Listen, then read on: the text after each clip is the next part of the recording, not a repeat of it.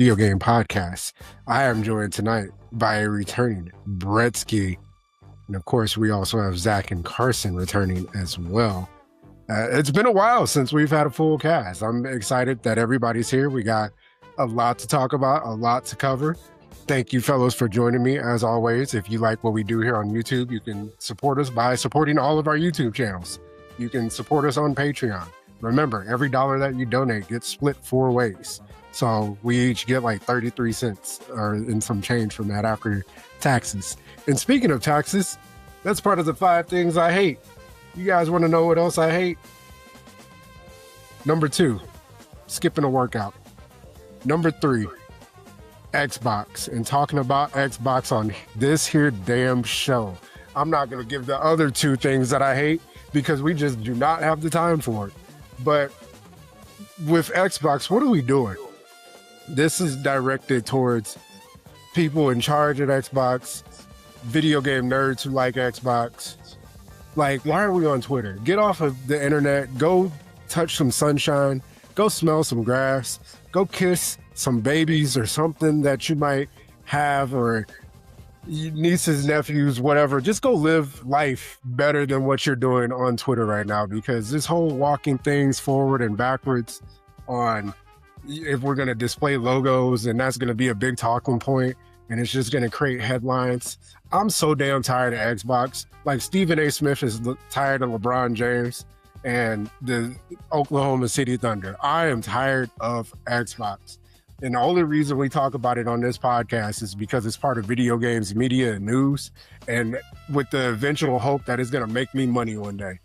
Other than that, I could give a flying rat's ass if Xbox said we're shutting the Xbox division tomorrow. I'd be like, cool. I ain't got to talk about this shit anymore. I can move on with my life and not have to moan and groan every time I see a weird ass headline. Anyways, fellas, Brett, I'm going to hand the show over to you because I know you got some important questions for the audience today. Just real quick, there's a pretty bad echo on your side, Bretsky. I didn't tell you beforehand, though, because the way that it sounded on my end, it made it seem like JT had, like, was giving a speech at, like, the Washington Memorial.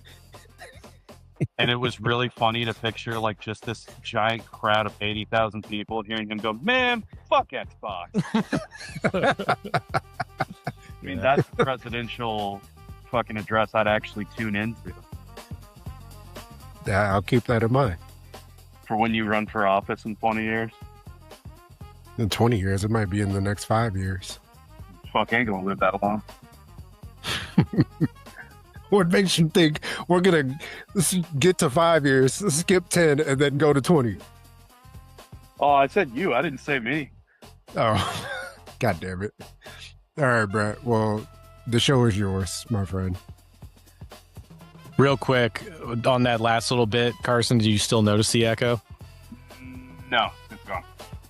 Okay, I just got to remember to mute myself whenever I'm not speaking, because I guess my headphones are picking up on my mic.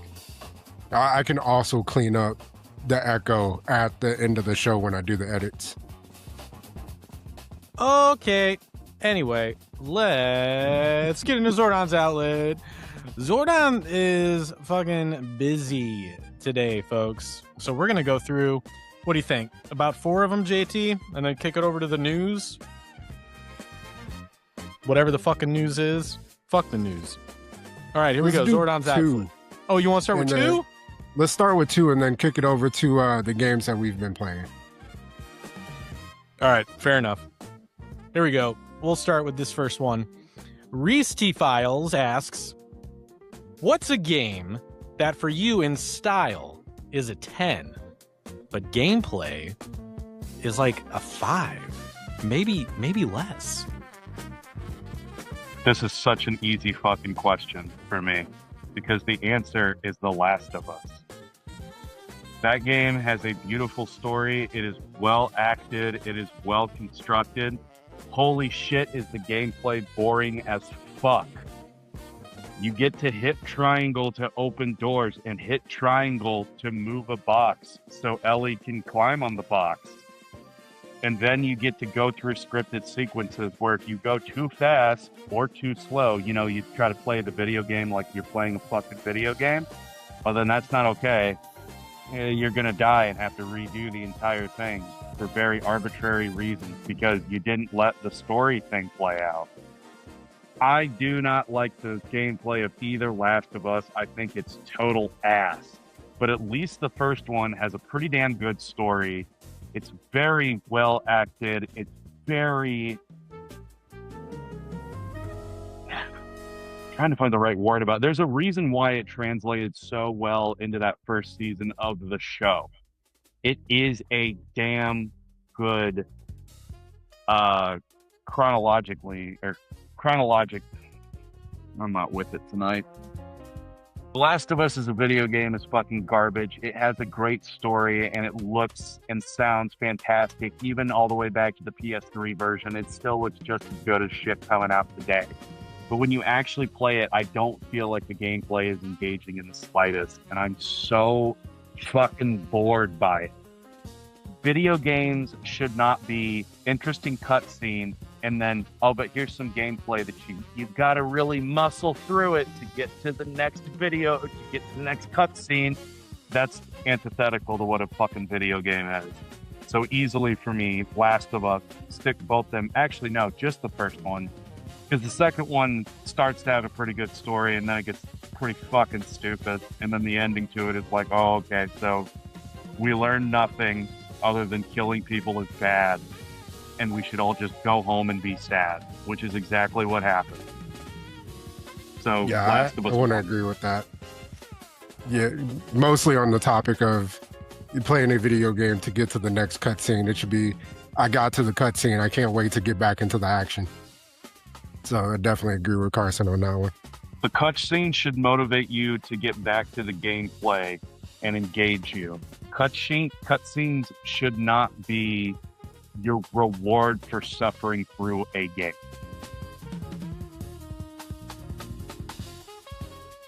Preach, brother, preach. I want to add a quick note to this, only because, you know me, I know very little about most video games at this point. But you may ask yourself, Brett, why are you on this podcast then? But the one thing I do know about The Last of Us was, I think it was, yeah, it had to have been during pandemic days. Mark Hoppus, the bass player of Blink-182, did a couple of video game streams during that time and just played the chords to Damn It in The Last of Us, because I think there's a mini game where you can play the guitar. Yeah, in the second one. Cool. It's there's literally, I think, maybe 2 or 3 times in the entire game that happens, and you don't even have to play it for like any extended period of time. Like, it tells you to do it, and then you can just hit circle to back out. And yet, they made it so it's like the closest to a guitar simulator you could possibly get, because you have to use the touchpad on the controller to actually strum. And depending on which direction you're strumming and how you're strumming, it will hit like certain strings and miss others. And then the way that you like hold, I think, some of the buttons and the analog stick, that changes the chords. So like you can, I'm not shocked at all to hear that he was able to do that. But again, it's also one of those things where it's like, that's cool. Where's the fun gameplay though? Why did we spend 100 man hours for this thing that gets less than 30 seconds of screen time? What the fuck? Yeah, that makes sense. Can I go second? I got 3 actually. I'm gonna be quick. The first one is Naughty Bear, because kind of like what Carson was saying about The Last of Us 2, like the first like little bit of that game actually like fucks pretty hard, and then after you get past the initial 30 minutes, then you're just kind of like, why the fuck am I playing this game? You start to question reality as you know it. The second one, I think you guys can all guess what the second one is. Sonic Frontiers. Even though we're about to get a deluxe, definitive, remastered version of that game here pretty soon. And god damn it, Sega's gonna get my money again. because I'm like, all right, I got to experience the ultimate version of this game, I guess, to really like form an opinion about it. And the third one is one that I was hyped up for about 8 years. And it was just more whelming. Like, I still think there's a good game in there, and that's going to be Metroid Prime 4 Beyond. Everything about that game is just gorgeous. It's beautiful. The music is amazing. Seeing Samus come out of the ball form, the morph ball is just phenomenal to look at. That crispy, beautiful, shiny backside that she has. And yes, I did say that. The shooting is fun in that game. The story it's okay. But it's just, there's a lot of that game where it's like, man, I played this game for about 12 hours and it's really only about a 6-hour game, to be completely honest, because 6 of the 12 hours played in that game, you just are driving the motorcycle around that giant desert that doesn't have any fast travel points, which was a big miss in my opinion. So if they get the chance to do a Metroid Prime 5, I really hope that they learned a lot of hard lessons from what we got with Metroid Prime 4. Like I said, it's a good game in there somewhere.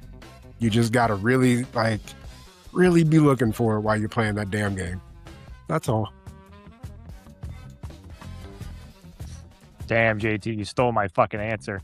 I know. I'm sorry, man. That's all right. That's okay. I totally agree with you, though. You pretty much hit all the points on the head that I was going to say. I have one that I also want to mention as an honorable mention, but I haven't fucking played it. But I know this was a real hot topic when this game fucking shot out.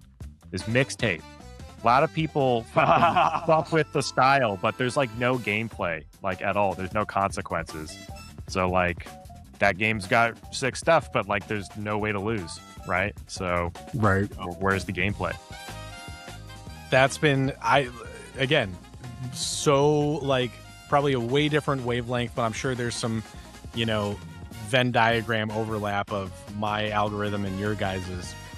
That is one that has been hitting my feed so hard and heavy, and it's just people fucking ragging on it. I'm like, damn. I guess, like, I don't know, like I don't know shit about it, but yes, style's kind of cool. But my wife and I played through. It's only like a 4-hour game at that, and my wife and I played through half of it because it starts pretty strong. So it starts with fucking Devo, and you're just skateboarding down a hill, and it's pretty cool until you do it a second time, and you go, I wonder what happens if I try to hit a car. And then as soon as you do, it just does like this VHS rewind thing. There's not like, that's it.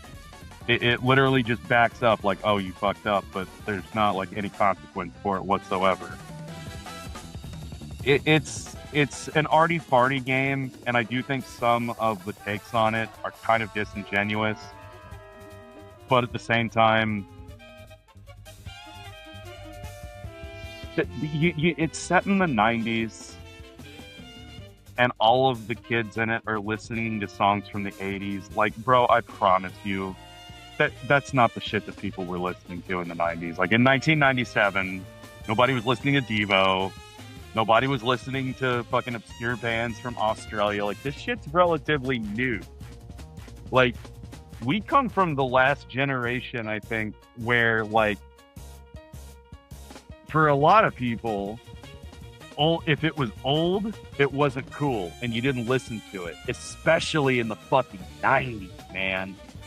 Like, and also, you made an entire game called Mixtape, but your main character doesn't know how to put a fucking cassette tape in a goddamn cassette player. They fucking put it in backwards. Well, what the fuck? It's like, what the fuck? Does it feel... Go ahead, JT. No, you go. You probably got something more important to say. Not really. Two quick things. I have a question, but I'm going to say the statement first. Not to be that guy, Carson. I agree with you that like us and our peers in the 90s, like I think in terms of like being more in tune to like pop radio and the staying power of like a song and a single and even an album would like be present in the charts for like months to years, as opposed to now it's one and done, it's fucking gone, just because that's how the industry is. Like, albums aren't even a thing, it's all singles, right? I will say that, like, I think there's just more of a separation. I don't think kids were looking at 80s songs. Like, 80s was seen as cheesy in the 90s, but like we were looking back at like the 60s and 70s. Like, I know I was looking at like the Who and Zeppelin and the Doors and shit like that when I was late 90s, early 2000s. So I think there's just a little bit more, you have to have that kind of like separation there. But yeah, I agree that I think the 80s was almost not universally, but for the most part, we've probably seen a little bit more cheesy in the 90s than anything else. Yeah, and I mean, don't get me wrong. I don't say any of that as if I had experience being a cool fucking kid. My old man's worked in radio my entire fucking life. I knew the 80s and 70s and all that shit intimately well when I was young from the jump, because that's what the fucking radio station played. Yeah. But most people aren't gonna say, my dad worked in radio most of their fucking life. So I am gonna put out there that, like, I'm with you. There is exceptions, but I think if you're doing, which it's not exactly unique, but if you were doing a coming of age story that is set in 1997, I don't know. Here's one thing that I kind of like heard about the game that like really like turned me off of it, because like video games end up getting to the point of being huge, and there's like people in the industry like I do respect when it comes to their opinions, just because I feel like we kind of like have similar takes, especially when they are Black creators. And one of them was saying that this game, like if you like are a Black kid who grew up in the 90s, really won't appeal to you, because that's the other it's unrelatable. Yeah. So that's why I was like, I'm good. That was also an angle to it, but I was like, I think out of anybody on here, you were the one person that should be able to make that point, and the rest of us just shut the fuck up. But yes, that being said, I also don't think that it's worth the level of scorn that it's gotten. It's an arty-farty game, arty-farty indie game. It's from a company that has made pretty much exclusively arty-farty indie games, or published them, I should say. Yeah. And like, as just a piece of, like, I guess you could say art, it's okay. But at the same time, there's nothing that it does. Like, to me, I think this same company published Gone Home. And when I think of an arty-farty indie game that does it, to me, well, in a way that I don't quite think you could tell this story in any other meaning or any other medium and it would have the same impact, Gone Home is it. Because you can't, like, lose in Gone Home. You can just quit and you just don't see the ending. But the way that it's done, you essentially have to go into this house and you are trying to figure out who you are, what happened here, and it's very simple. I don't want to say straightforward, because like story-wise it's purposely not, but point being is that it's done in a way that you could only do with a video game. Mixtape, I mean, it looks like fucking Into the Spider-Verse, y'all. Yeah. You could make that shit Yeah. movie very easily. Like, I've joked that the best way to play mixtape is to just watch it on YouTube, and that's really not that far removed. I don't think it's bad. I would be a lot meaner to it if it went for like $70 or something crazy. But if I remember right, it's like, I don't. It's like 20, I 30. think. Yeah, it's like 20 or 25. I can't get too uppity when like it's a $20 game, and I'm sure quite a lot of the budget went to licensing songs and shit. I will say though, anybody that does not like the characters, I totally get, because the main character is kind of a smug prick. Which, I mean, I guess in indie shit from the 90s, that's kind of like the norm. I think of like Empire Records and shit like that. Like, yeah. That tracks. Like you're a music snob in the '90s. This tracks. Damn. Well, let's move on from mixtape. Bretsky, did you give us your games that I am fading into the bookshelf? Your games that are a 10 but a 5 in gameplay. Yeah, he said mixtape. No, that was me. No, Zach said mixtape. Oh, Yeah. He took my first place. JT took my first place, so I was like, this one kind of comes to mind. For the record, though, I also gotta say I probably would fuck with mixtape. I don't want to come off as like I hate fucking mixtape because that was my take on it. Like I probably would like that game, but that is a weird like as people have been mentioning. There's a big part of it is like it could have just been a movie. 100%. Yeah. Perfect example for 10 out of 10 presentations. Hell, 5 for gameplay might even be too high. Wow, damn. Right? Good Lord. Well, yeah, if Bretsky is back, then Seems to be frozen. I He's think doing a JP really is good impression of a mannequin. yeah, that too. I can go ahead and pull up Zordon's outlet and we can just come back to Brett once he is out of the Phantom realm. All right. Unless is he coming back? I was trying to stall there. Okay. We got Jerry, the race car driver.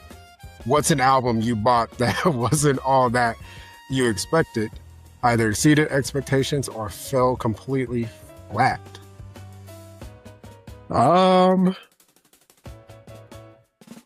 I don't really like have any albums here recently or like in the past like decade that I haven't been excited for, that haven't lived up to expectations, I would say. There's been albums that have come out that I'm like, yeah, that was about as I expected. Actually, I will say, but I'm a J. Cole fan anyway. J. Cole's last album, The Fall Off, 10 out of 10 masterpiece. Like, that album touched my soul. I will say that. But you like Iceman, right? You love Iceman. Everybody loves Iceman. I wouldn't go that far. Wait, do you actually like it at all? Because, like... I thought a couple of songs were, like, Really? okay. I thought the whole thing was But- ass. That's why I'm surprised. Yeah, like... But when it comes to, like, the hierarchy of, like, where I put, like, J. Cole, Drake, Kendrick Lamar, like, just hip-hop in general, like, Drake has always been tier 3 to me. Oh, for 100%. I was completely So- joking. Like, I kind of think Drake is... Yeah. Like, I will say this. Taylor Swift of hip-hop. I won't go that far. But, I mean, it was, like, some of the songs were fine. Like, there's some where I'm like, that's very catchy. Like, I got on, like, my gym playlist and things like that. But I got songs from, you know, Kendrick, Drake, J. Cole, and other various hip-hop artists on there as well. Some hip-hop artists who are way more trash than Drake. I will say that. Fair. Is Bretsky back? I don't think he is. I'm trying. Can you hear me at all? Yeah, we can Yeah. hear you. Yeah. Fuck. All right, I'm gonna try to be my fun hotspot. Please You're get breaking. choppy. You're breaking. Luckily, the Riverside should be fixing that for at least everybody else. We might Yeah. have a bad connection, but you'll look okay on the stream. Bretsky, if you're speaking. How about now?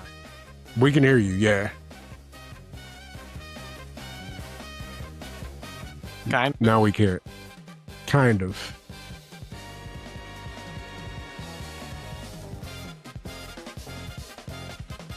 All right, he muted. Carson, you want to give us your album? Oh, shit. Let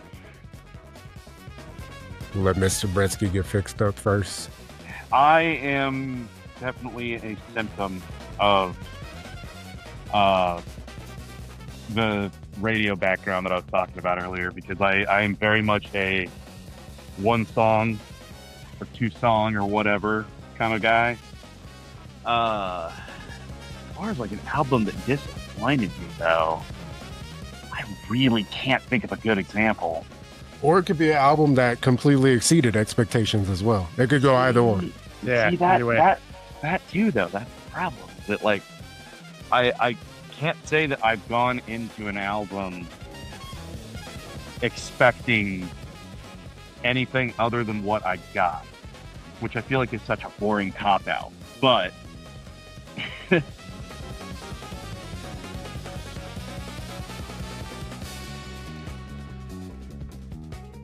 don't know, man. You just, at this point, just got to give us your favorite album from the year. I don't know.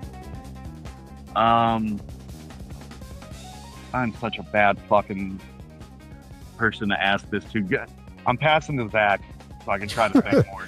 That this works. is the one Yeah. question I was hoping to Jesus we wouldn't ask, or if we did, we'd at least have Brett so I could defer to him. Yeah. Right. He's currently MIA. This is the one question that I know you'd have great answers for. Well, I'll take it away. I actually have a pretty decent one, but I'm also sad that Brett's not here because I'm pretty sure he'd be familiar with this. So, like, long fucking time ago, I was in need of new music, like, badly. So I thought, you know what? I am a bad symptom of just, like, listening to singles and, like, not checking out any of the B-sides. So, like, 10 years ago, I started running down, like, a bunch of really hit singles that I was into for, like, alt-rock to be like, what the fuck else is around? And Flagpole Sitta by Harvey Danger, I, like, really like that song, but I fucking went and listened to Where All the Merrymakers Gone, like, the whole album, and I could not get into it. Like, I fucking hated everything else that was on it. It's been years since I've listened to that album. There's a good chance that there's good music on it, and I just, like, don't remember. But from my first impression, like, forever ago, like, all I remember is listening to Flagpole Sitta and be like, this song fucking kicks ass, and then, like, being just incredibly disappointed by the rest of it. You'll have to put that in the group chat because I'm... Can you guys hear me? Yes. Oh, here he comes. Yes. Dude, yes. Zach, I heard everything. I've been trying to move my entire fucking setup downstairs this whole goddamn time because apparently I can't get the fucking good connection upstairs in my nice, cool fucking second office area. So bear with me while I get this goddamn camera situation set up. But yeah, No, you're good, man. Harvey Danger, Flagpole Sitta is a fucking phenomenal song. The rest of their fucking discography couldn't tell you anything. Because I listened to that album too, and it's not good. Yeah. Not at all. 0 out of 10. Wouldn't recommend. Yeah. Jeez. Something about that fucking song, dude. Amazing. I did not like the rest of that album. But, like, looking at the rest of the numbers on Spotify, like, people liked at least, like, 2 or 3 of the other ones on here. But, like, I don't remember getting any good impression by the rest of it. Like, it just... I was gonna say, I can't even tell you another one of their songs. No, not off the top of my head at all. I had to go look up what the rest of the album was because I was like, I don't even remember anything else from this album. Right. But I know I did this. It's like Crazy Town. That's incredible when you just have an entire collective body, like a single song, and just say, fuck the rest of this album. Yeah. Like, Pretty bad. That's a al- one-hit wonder, like, genuinely, like a one-hit wonder. that almost makes it seem like, yeah, 100% one hit wonder, but you really have to try super hard to get people to like one song and not the rest of the album. Yeah. Oh, man. All right, Mr. Bretsky, we Yeah. got to hear yours. Okay, so I'm gonna do this as best I can while I'm also finagling all this stupid fucking hardware shit. You guys should have seen it. I literally carried my microphone in one hand and my laptop in another, awkwardly down a flight of steps, trying to fucking keep listening to you guys because I didn't want to miss any of the conversation. So I'm like, listen to, I'm like, God damn it, why am I not here? And Carson being like, I wish Bretsky was on for this question. I was like, God damn it, I'm trying. I'm like running. I would have dropped the microphone and the laptop. It was not easy being cheesy. You're not gonna be able to see shit on my fucking camera. Where's my goddamn? Why ain't my second monitor fucking uploaded? Come on, you bastard. Oh, wait, hold on. Am I using the right thing? I am. It's like that scene from Superbad where he's on the phone with that girl and he just keeps cussing out his phone and she thinks he's talking to him. That's exactly what's going on. Okay, so let's talk music. I definitely have one that it was an album I had no expectations for, but I really liked the song "Crazy" by Gnarls Barkley. Yeah. Yeah, great song. Great fucking tune. And I'm like, dude, I think I'm gonna get this album. And like, I don't know what compelled me to get it, but I did, and I ended up getting like this deluxe version of it that had a bunch of music videos and a little featurette thing and some live performances. It was fucking sick. And I was like, why is my second monitor not fucking registering? But yeah, so I got into that and I listened to the rest of the album, and I was pretty fucking like all in on that record because I was like, that's the wrong fucking hookup. That's why, or maybe it's not. Yeah, I really liked that record. And the rest of it, it's more than just crazy. Like there's like the entire record. I think there's only like 2 songs that are kind of like, nah, they're not bad. They're just like one of those things where you're like, yeah, I don't need to listen to this today. Yeah. And yeah, fucking great record. A lot of the tunes I still kind of have in rotation today, and I really thank that album for kind of getting me into this whole new genre of hip hop. More of that. Lo-fi is not even really the right word, but just Danger Mouse's brand of like, it's kind of tongue in cheek. It's kind of like, it's not outward comedy album. His other one with MF Doom was definitely a comedy album because it was like that with all the Adult Swim characters like doing all these little skits throughout. The Mask and the Mouse, great fucking fun little record. It's really short too. But yeah, that was a good one for sure. Gnarls Barkley. So yeah, I was like going into it with no expectation whatsoever. And I was like, holy shit, this is fucking good. This is a fucking great record. I've definitely been disappointed in several albums I've purchased. One of which was this was when I was really starting to get into that kind of like soul sample heavy kind of hip hop, like R&B. Like I hate to give credit to this individual right now, but unfortunately it is just the way of the world. But those first 3 Kanye records like really broke into this kind of thing, right? And yeah, really and truly kind of like created this new style within the genre. And one of the dudes that I associate with that was Lupe Fiasco. Mm-hmm. I got I love that first album with like Kick Push and shit on it. Then later in life, I was just record shopping and I found a Lupe Fiasco record. I was like, I don't own anything physical of Lupe, so I'm gonna grab this. And it's this album called Lasers. It's good, and I am not a big fan of that record. A lot of people really didn't like it. Yeah, and I think because I know our buddy Zell is a huge Lupe fan, and like I think he's told me about this in passing, where like that was kind of the record to get out of the record deal kind of thing, maybe. I don't have that committed to memory. I think that's what he mentioned. Maybe it was a different album, but yeah, I don't know, man. That one was. I think I've only tried to listen to it like 2 or 3 times. And I was like, well, it's a cool thing to own, but I don't ever have to spin this again. Yeah, that I saw him perform that whole album live for free. No shit. Yeah. Actually, in St. Louis. Well, that's pretty sick. Yeah, because he did it at the riverfront years ago. And one of my buddies was like, hey, I'm going to go to the Lupe Fiasco concert. He's like, you want to come? And I'm like, I don't really have money to pay for it. He's like, dude, it's free. We just show up. So we went, had a blast. I'm like, I know this album sucks, but hey, I'll take a free concert any day. Right, and he's still gonna play like, you know, the hits and shit, right? Yeah, he did Kick Push and some others as well. Like it was a great time. Paris to Tokyo. He didn't do that one, I love that. but that one is a good track. Mm-hmm. But yeah, it was a grand time. Core concert memory. Favorite concert of all time is still seeing Kendrick Lamar open for Steve Aoki back in the day. That was a time to be alive for sure. That's pretty fucking dope.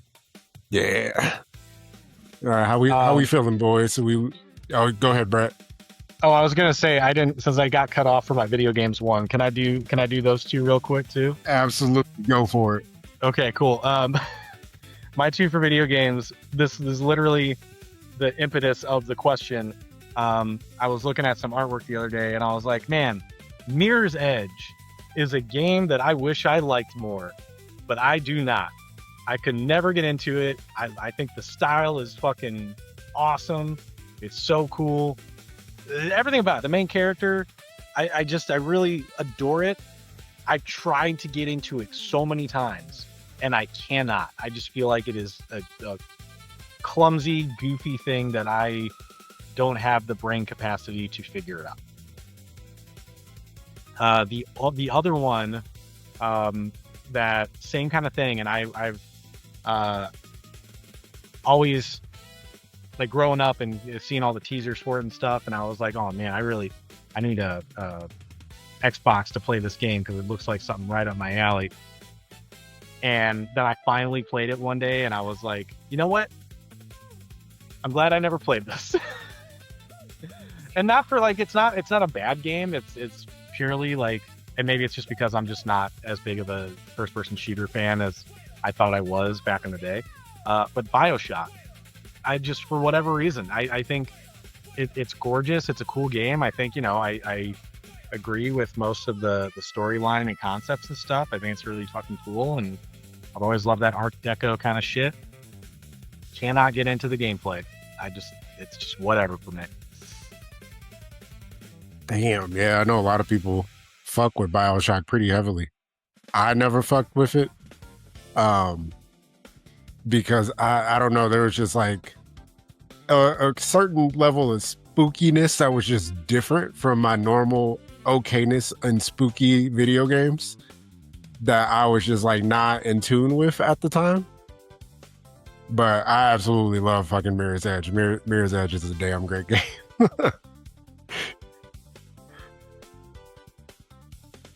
Anybody? Yeah. Go ahead, Carson. So two things. One, I do like BioShock, but I did replay that first game last fall, and time has certainly not been kind to it. It's not the game it was the first time I played it, however many years ago. So I totally understand Bretsky being like, or both of you guys really. Second, I finally thought of an album, and I kind of had to think outside of the box a little bit. There's this band, Turnstile. My wife loves them. I happen to think they're pretty neat. However, most of the songs that she had shown me largely kind of were in the any range of like, I don't really care for this to, okay, this is like a good song. I kind of like this. But that was about it. They had a concert, or not a concert, but a visual album for their last album last year, which was Never Enough. And it was released in theaters. My wife was like, I want to go fucking see this. So, like a good husband, I did what my wife wanted me to do. And we went. And I went in with the expectation of like, yeah, this will be a concert film. One, it fucking wasn't. And two, I love that whole fucking album top to bottom. I went in not really having much of an expectation other than, you know, I will get to hear some music and I will sit in a nice comfy chair. Instead, I kind of found a new obsession, and definitely my album of the year last year, although I am not someone you come to for musical recommendations, let me be clear. But I listened to that whole album back to front. I don't even know how many times. At least 4 dozen, I would say. And I don't really do that very often, where there's an entire album that I will just put on and let play. Especially one where it's like, damn, that was really good. Let's listen to it again. And then I do it like 3 times in a row. So I would go with that. One that really snuck up on me would be Never Enough by Turnstiles. Check it out. Or don't. I'm not your mom. I'm hotter. I had the chance to see them live as an opening act, and they were fucking awesome. I've never really explored their music outside of that night, but that was a fucking incredible set that they put on. Yeah, we got to see them in concert over in Nashville, I believe, last fall, and that show was fucking incredible. Granted, we're old, so we just stood in the balcony. We did not get in the pit. Didn't try to fight nobody. Get on stage pit at the end with everybody. We are old. We're not doing any of that shit. But, man, it was a great fucking time. Like, it's usually not my style of music. Not always something I would be into. But they're very, very diverse. And especially Never Enough. I think Never Enough is probably their most, like, and I wouldn't even say that it really went mainstream per se, but like their most mainstream friendly, if you know what I mean. Yeah. Like the kind that you could listen to and be like, damn, I like these guys. I want to hear more. And then you get into their other discography. Although I guess that's really any album. So what the fuck do I know? Yeah, true. I pretty much described any album for any band or any act ever. Good fucking job. What a point to make. Hey, man, it happens to the best of us. This is why I don't have a camera on. You can only hear my dumbass voice. You don't get to see my stupid face, too. I'm pretty sure your face has nothing to do with the point that you just made. No, but sometimes when someone says something really stupid and they got a stupid face, it just makes me twice as mad. I mean, look at Ben Shapiro. Cha-ching. Hey, speaking of video games, did you know that guy is so desperate because he's fallen off? He's fucking streaming Fortnite now. What? Oh, wow. Yeah, can you fucking imagine, like, if you went into your, like, 9... Like, my nephew came over this weekend. He's 9. He plays Fortnite. Can you imagine going into your 9-year-old's room and, like, they're playing that Among Us knockoff version, and Ben Shapiro's literally on the other side going, you see, I couldn't actually be the imposter, because if I was the imposter, I would have told you, and I haven't told you that I'm the imposter, so it couldn't be me. Really? Wow. I'm not gonna lie, you kind of sounded like DSP there. Oh no! I wondered why my crotch was so dry. Jesus Christ. Well, Bretsky, what you thinking? You think we should go into the news based on that? And you can do whatever you like, my guy. All right, let's get to the news. It'll be quick, and then we can go into some more questions. So I'll take over the show for a second to give us the news. Quick updates this week. Fable has been delayed to 2027. Do we want to chop it or drop it? I guess we're dropping it. Drop it. Hold on. What did you say? I'm sorry. I heard Fable, and then I was literally putting ice in. So I was like, okay, well, everybody else will talk about Fable, and then it got fucking quiet. Fable delayed to 2027. I got that far. Yeah, February 2027. Do we want to talk it up or do we want to move on? Nah, fuck that shit. You already talked about it with what you said about Xbox at the beginning, as far as I'm concerned. Fair enough. Call of Duty Modern Warfare 4 was announced last week, And surprise, surprise, they are upholding their end of the bargain. It will be available October 23rd this year, and it is making its grand return to Nintendo Switch 2. The reason why this is important is because, of course, the Call of Duty social media page shared this, PlayStation page shared this, Xbox's page, of course, shared this as well. But Nintendo of America also shared information on their social media pages. And Nintendo of America, when they put it out, has now over 7 million impressions online compared to roughly about 1 to 2 million between the other companies combined. So it seems like there's a lot of excitement for a Switch 2 version. Do we want to chop it or drop it? I want to chop it a little bit because there's some weird shit going on with that I feel like's got to get mentioned here. Let's chop it. Zach's going to make really good points, so I'll make a stupid joke and just say that I will buy the Switch version if they put Mario in it and give him a gun. And I know they already said they won't do that, but man, that would be really fucking funny. Anyway, Zach, make good points because you actually know these fucking shooters. I will talk about the Modern Warfare 4 now. There are many things to say. The funny thing about the skins, I'll just throw this in really quickly.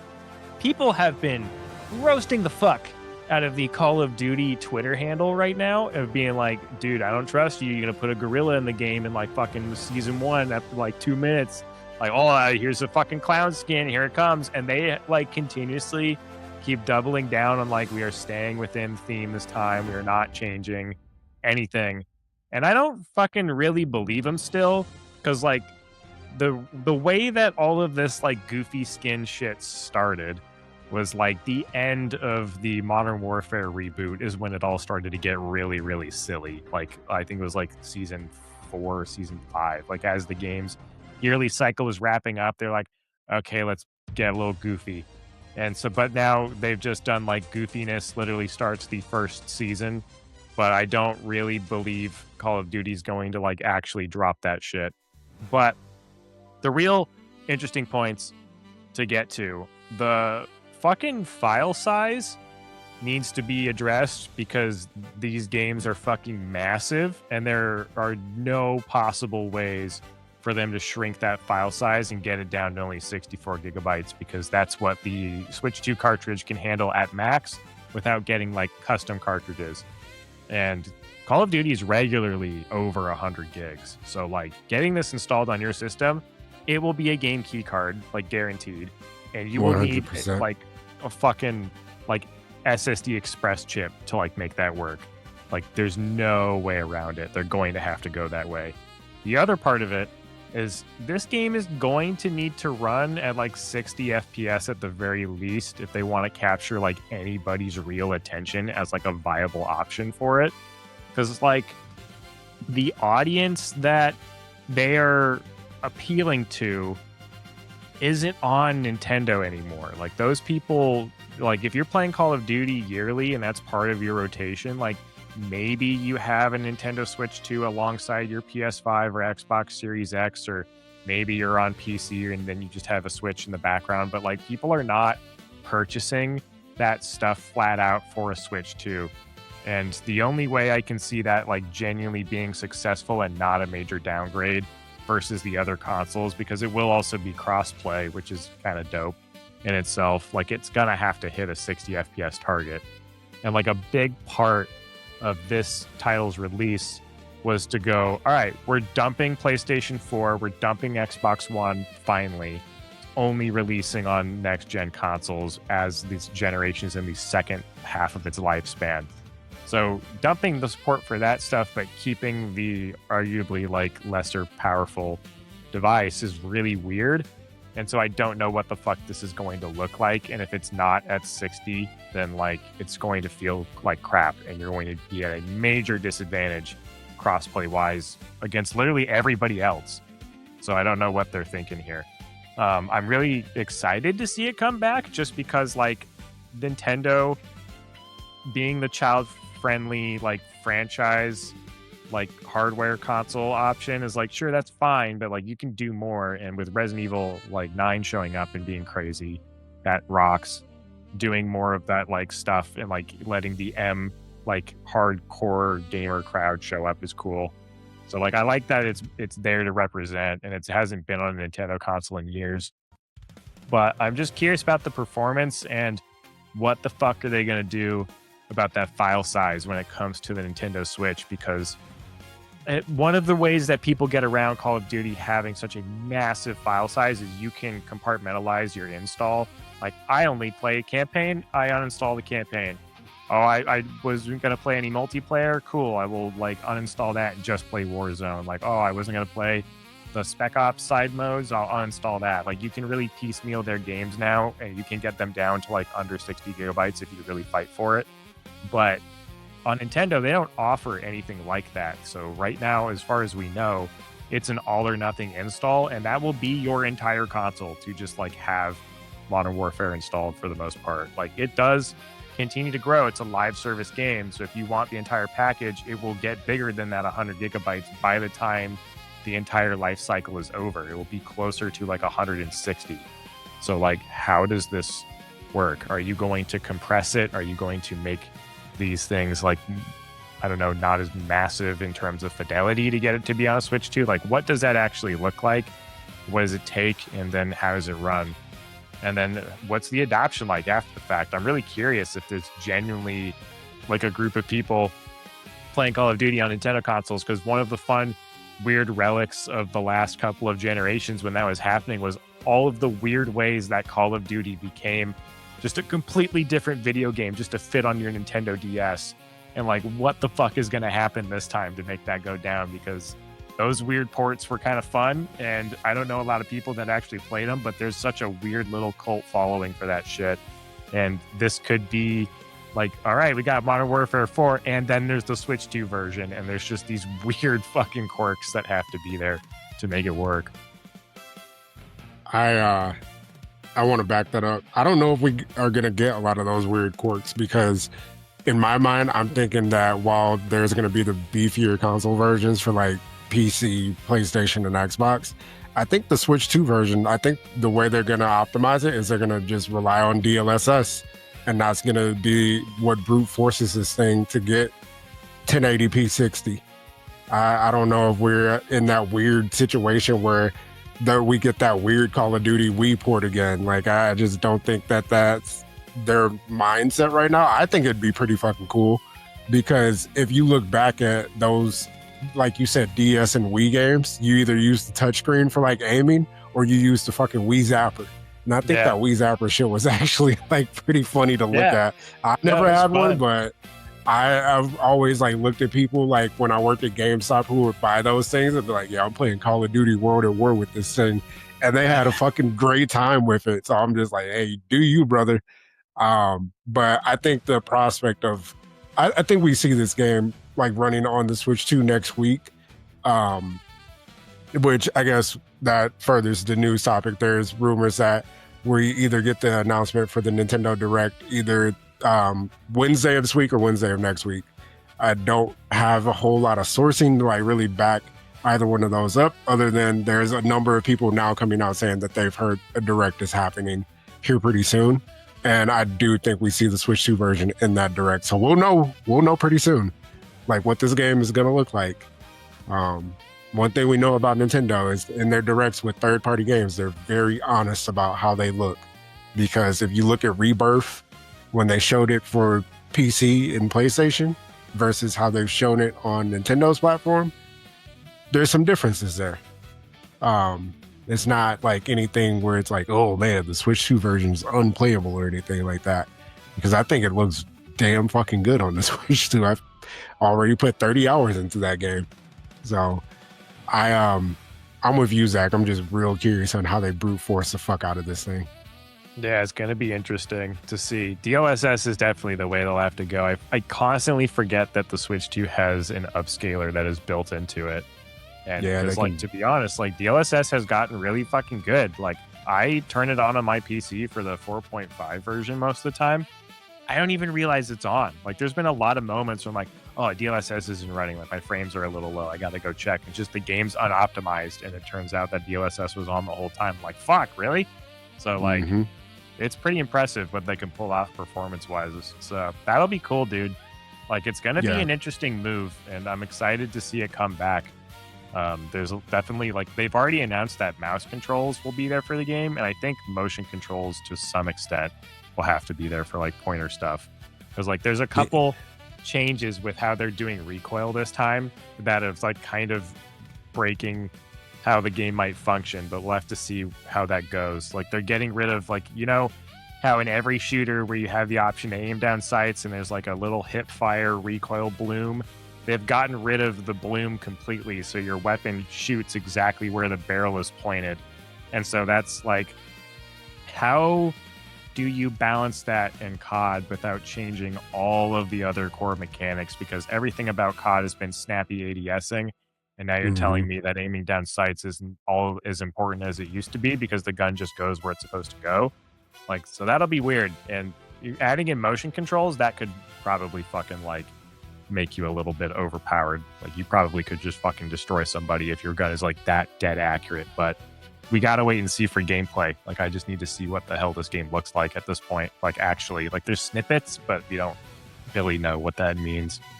Yeah, exactly. Like, the Xbox has, I feel like saying Xbox is the equivalent of saying 6-7 at this point, but they do have their fucking game showcase on Sunday.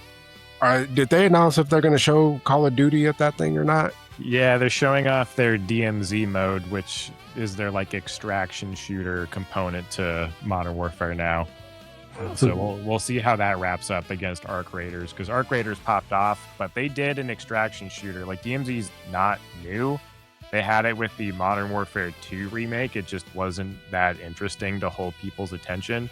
So I'm curious how they'll, like, okay, so Arc Raiders was really good. I'm kind of interested to see if they'll trend chase properly and, like, steal the good elements of Arc Raiders, or if DMZ will just be a huge miss again. But that's when we'll get a real taste of, like, what the fuck this game looks like. They're going to sell DMZ pretty hard to everyone. When I first heard DMZ, my brain went to two things: the drug DMT and the video game DMC.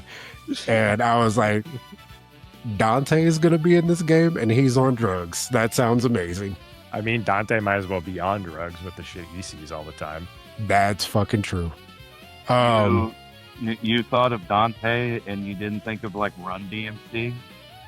Like, I was thinking because about my Adidas. I'm so ingrained in video game culture. It wasn't worth it at all. Fuck. He's like, yeah, just hard pass. And I guess to further along the news, there's a state of play tomorrow, which is going to be showing, have showings at Alamo Draft House. And apparently you can get themed food based off of the video game Wolverine. One of those items being a really big pizza and breadsticks. And of course, Wolverine themed alcoholic beverages as well. So if you want to go see some PlayStation news at Alamo Draft House, comment down below. Let us know how that experience was for you, because I'd be really curious to see what those breadsticks look like, to be honest with you. And Dragon Quest 12 basically is just getting rebooted. Well, got rebooted from the ground up. It was going to be darker themed, and now it's going to be dreamy themed. And the main character looks sleepy, and a lot of people had some opinions about it. I'm a Dragon Quest fan, so I'm just going to wait and see when the actual game is out what this game is all about. I don't really have too hard of opinions other than, yeah, he does look sleepy. That's okay. I'm pretty sure there's a reason for all this. It's called Beyond Dreams, and I'm just dreaming of a release date at this point. That's going to be it for the news. I am JT. Come back next week where we have even more news. We'll see y'all then. But for now, I'm going to give the show back to Brett. Hopefully, I don't have another fucking crash out. But here we go. We're going right back to Zordon's Outlet. We got a couple more questions here we can roll through. Rich Lather asks, so Matt Berry voicing Bane in the new Lego Batman is fantastic. If you could cast any voice for a Batman villain, who you picking? Danny DeVito's the Penguin. Oh yeah, that's a real good one. He already was a great Penguin. Yeah, it fits so well. Wait, he was? Yeah, that was me making a joke. Batman villain. Who? I got to think about this one because I fucking love Batman and the cast of villains. You know, JT, you might know a little bit more about this. I'm not sure, but there's like a new version of Batman called like Absolute Batman or something, I think. Mm-hmm. I haven't seen a ton of it, but I did see a little snippet with that version's Scarecrow where he no longer has a fear toxin. Instead of it being fear, it just causes like rapid depression. And the little bit that I saw, it was literally Scarecrow. Like, he doesn't look like Scarecrow. Like, he's got like the Scarecrow mask. He's in like a suit. He's got like a cane and he's just sitting there chilling. Mm-hmm. And like, he's not really being like super menacing, but he's just creepy that he's there. And he's like just talking to this guy very casually who he's like hit with the like I don't even know what it's fucking called. Like, it almost sounds like a joke, but the way that they do it, it's definitely not fucking funny. But he basically convinces this guy to off himself with bed sheets, and Batman's literally like, because it's in a jail cell, Batman can't get inside. So he's like trying to save this guy while Scarecrow's just like, nah, I'm not going to let you.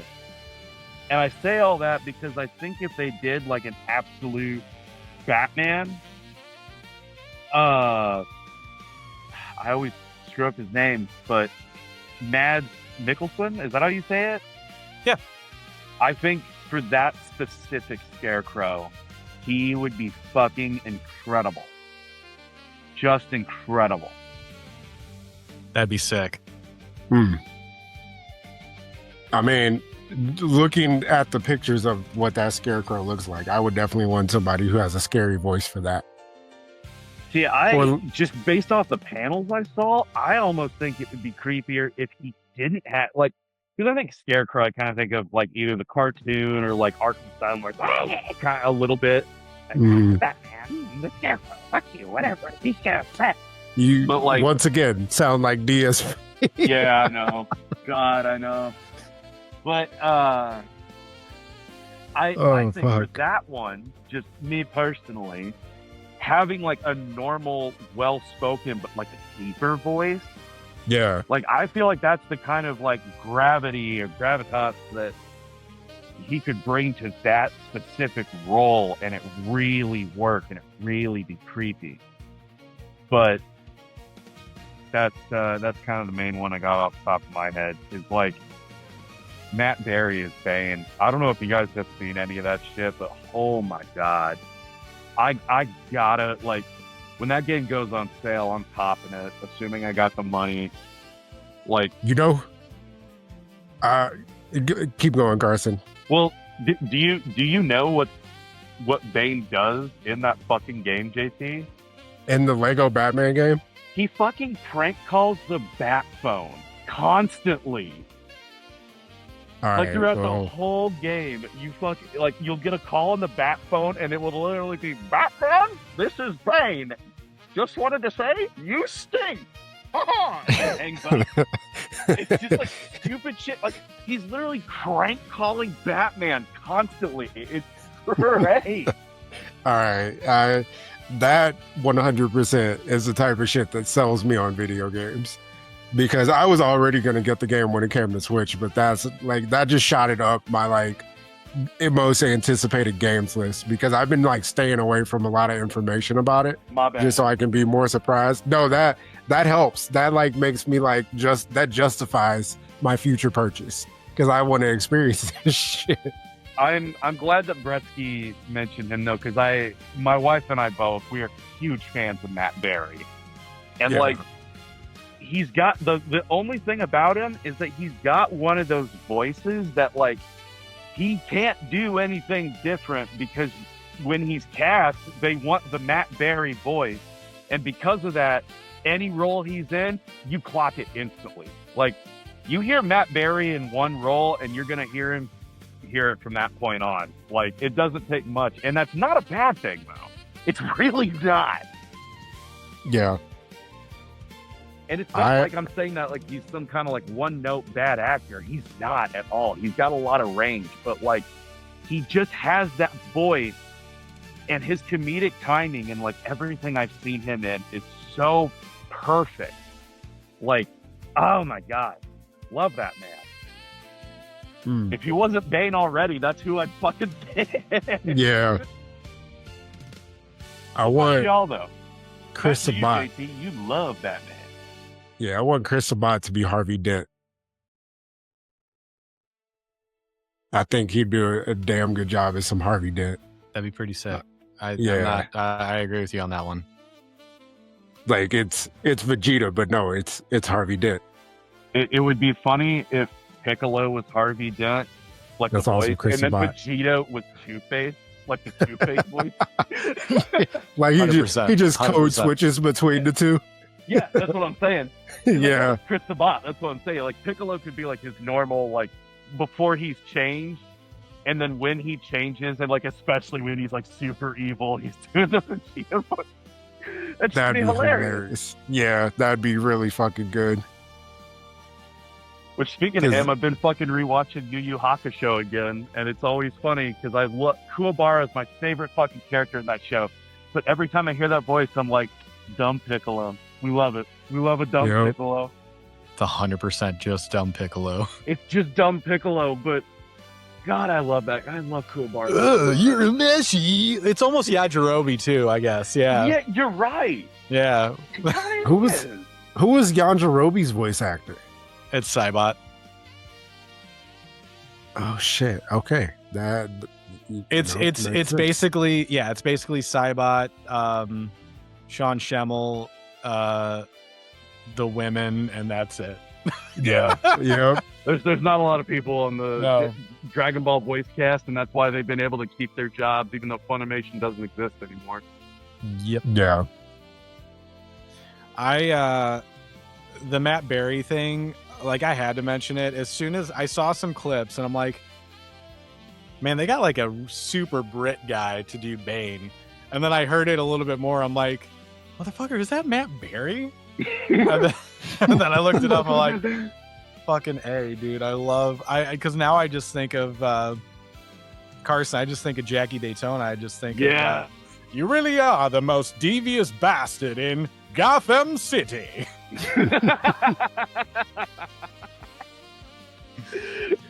It just absolutely kills me. I've always wanted, there's always been these like, speculations and rumor mills about Batman, because Batman's got like one of the best rogues galleries in all of comics, right? Yeah. And all media, really. Absolutely. One of my favorite rumor things that never came to fruition, I always thought that Patrick Stewart would be an amazing Mr. Freeze. And I still would love, like, he can't do it physically anymore, obviously, but I think he could still do the voice. So, like, somewhere down the line, I think as a voiceover, that would be fun. That would be pretty fucking sick. I'd be down for that as well. That'd be fucking good. There was also, I think it was actually for the first Tim Burton Batman 89, I believe the rumor was that they kind of teased Robin Williams as a potential cast for the Joker / the Riddler. And that was supposed to be kind of their lure to get Jack Nicholson to do the Joker, because they really wanted Jack to do it above anybody else. But Jack was kind of like, I don't know about that. And so they kind of had to like make this hullabaloo out of nothing to kind of get him to be interested in it. So that was always interesting. I think even Schumacher was considering Robin for the Riddler when he got his hands on the property for Batman Forever. I don't know if Robin would be a good Riddler, but I think he would be a good, like, one of those other ancillary, like Mad Hatter. Or 100% Mad Hatter. Or even like Calendar Man, like one of those weird, like, we're going very slightly obscure more- Batman villains. Yeah, slightly more ancillary dudes. He'd make a good big wheel. yeah. That's a super deep cut. Yeah, apparently the next movie is gonna have a lot of deep cuts. So we'll just have to like The next Batman movie. yeah, like our fantasy booking for this might actually like be legit. Well, not with Robin Williams, sadly. Yeah, that's true. Get Zelda Williams in there. She could be, a character.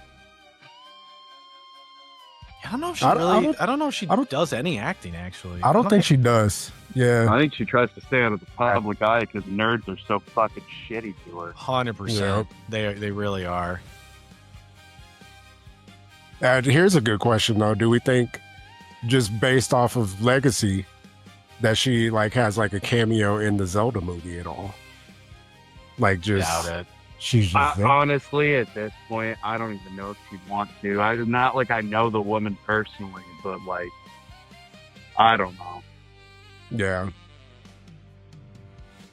I genuinely feel bad for her because people have just been so shitty to her for really no fucking reason.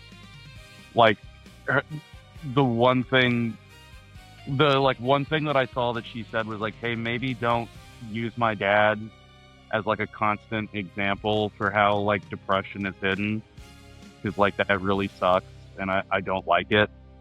And I think she's still eating shit for that, which is ridiculous. Yeah, exactly. So, like, honestly, I could see it where they could be like, hey, do you want to be in this? And she'd be like, absolutely not, because the last thing I need is Zelda fans coming after me yet again just because I was in a fucking background shot. Yeah, that makes sense. Yeah. Again, I don't know her. This is just outside looking in. I could be totally off base, but just, Right. it's been very public, a lot of the bullshit that she's been harassed over. And it's just, get it. it's very sad. Yeah. Well, we you may or may not cross that bridge when we get there, but we still have to hear Zach's Batman casting. I don't know. I've been sitting here the entire time trying to think of like, what the fuck do I even put in place? Like, my brain can't piece the shit together to find somebody to make it work. Like, funnily enough, my brain was gonna go, you should put Troy Baker in another video game, but like, I swear to God, didn't he do the Joker in like He was Batman in Origins or something? yeah, and he was Yeah, a damn so good it's Joker like- in that. Yeah, he was actually not that bad. So like, Yeah. fuck, dude, I don't know. Like, there's too many. There are a lot of options. I was trying to think of like somebody who could be like a good casting for Catwoman that has like that like obscure sexy kind of voice, but isn't like somebody you would naturally like think of. And the only person that could come to my head was Scarlett Johansson. For Catwoman? Yeah. I haven't really fucked with it in a long time, and I really don't anymore, because the third season took too long, and now I just kind of don't care. But I used to really like that Harley Quinn show, and Catwoman isn't in it a ton, but she is in it. And I do think that out of, like, as far as voice acting roles are concerned, if you look her up, I think she's a really good Catwoman, and I think using her in, like, not a just comedy show could work really well. I feel bad. I don't know that actress's name off the top of my head, but I'm looking it up. And I do not know how to pronounce her name. Sana Lathan? Layton? It's definitely not Layton. But yeah, I'm butchering the name, but her name is like Santa. I don't know. Like, I'm gonna shut up at this point. well, whatever that name is, yes. Yeah. Okay. That one. I saw a few episodes of that show. I didn't like mess with it too much, because that's kind of like when I stopped watching a whole lot of TV is when that show was like taking off. But what I've seen of that show is pretty damn funny. I really liked it for. Oh wait, I remembered why I stopped being into it. But there was a period of time I really liked it, and then I don't know. I don't think I can really watch it anymore. But it's okay. Yeah. You know what show did return that is fucking groovy? Regular Show. You guys should all go watch that. Is it like a limited run back, or is it just like back? It seems like it's only going to probably be about 20-ish episodes. But so the first... We're not doing like a full-on Futurama, hey, we're back. Yeah, at least not again. yet. Wait, hold on. Okay, we're coming back one more time, I promise. Yeah, but the first episode of it was hilarious because I gotta explain this real quick because it's so fucking funny. So Mordecai and Rigby basically are trying to move trash to the dump, and the trash can is so far away, and they just come up with this crazy ass idea to basically make a hovercraft. And the way that they had to make the hovercraft, they had to turn in a bunch of pudding tops. And then they built this hovercraft to move this trash to the dump, which probably would have taken them less time to fucking just move the trash.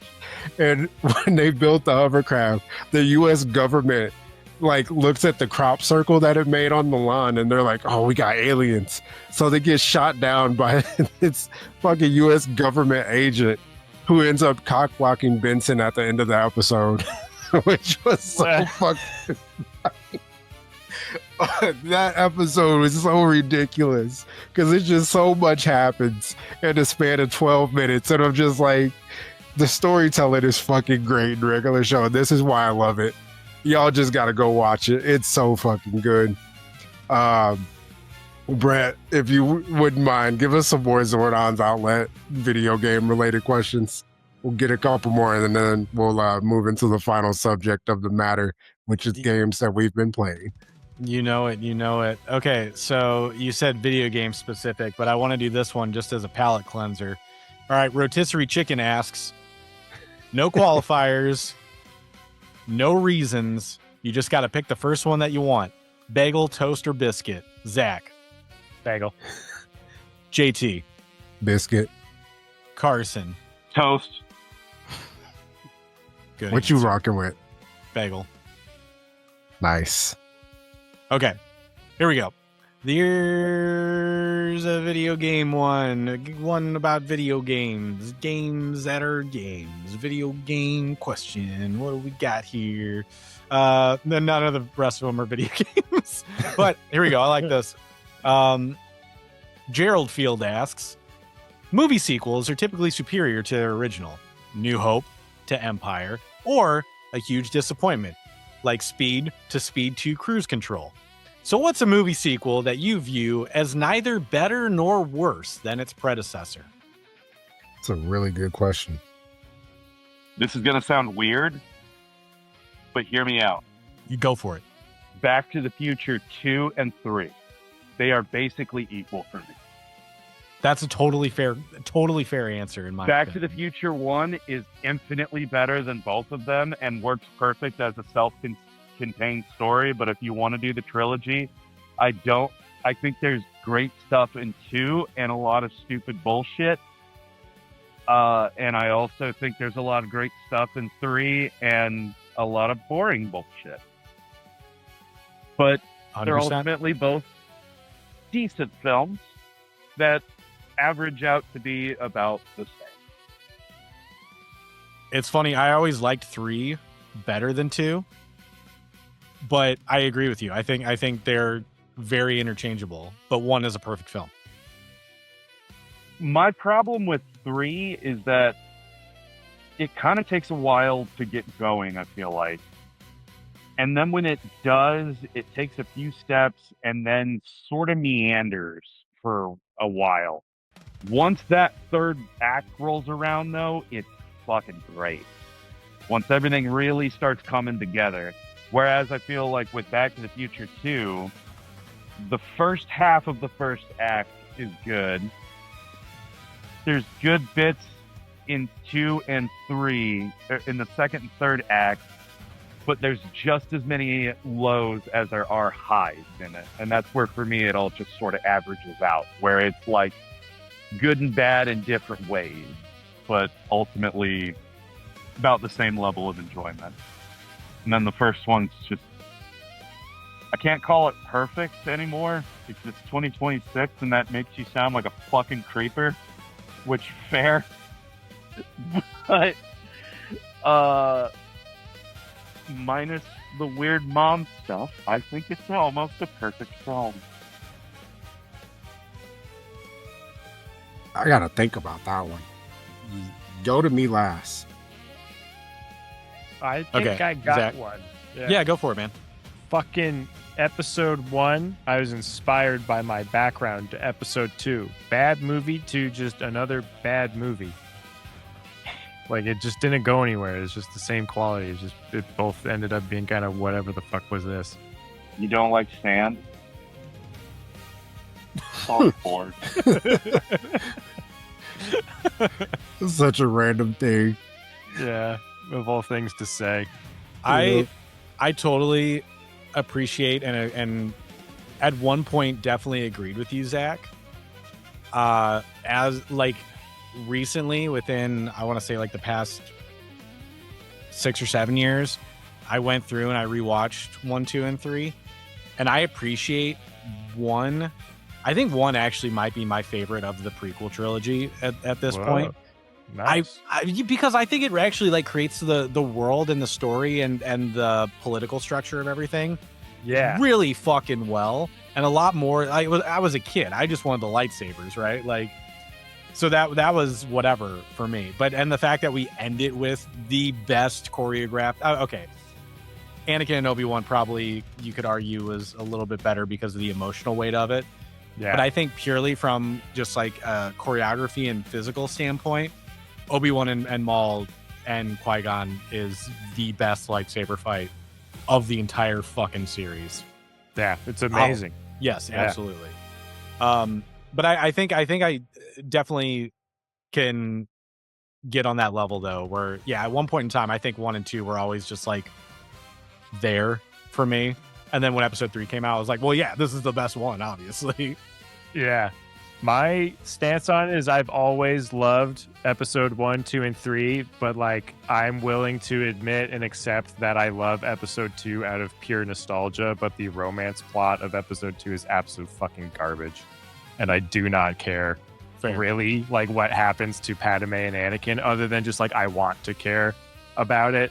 Like if you take episode 3 and all of its drama like on its own premise, like the movie is great and it works really well, but like all of the things that should have accepted to get you to the point of caring about those characters like are so badly done that it's just like, yeah, I'm just willing to accept, oh yes, Anakin loves Padme, he will do this thing, when like in episode 2 they're like fighting each other like crazy, and then all of a sudden 2 scenes flip with absolute no in between, and like they're arguing about whether or not their love should actually be eternal on a fireplace, and Padme is all sexy for some reason now when she was just scolding him like an hour ago and showing zero fucking emotion for him and being like, you need to stay in your place, Anakin, you should console Obi-Wan before you make choices. And then next thing you know, she's like head over heels like, you can't do this. It's like, wait, what?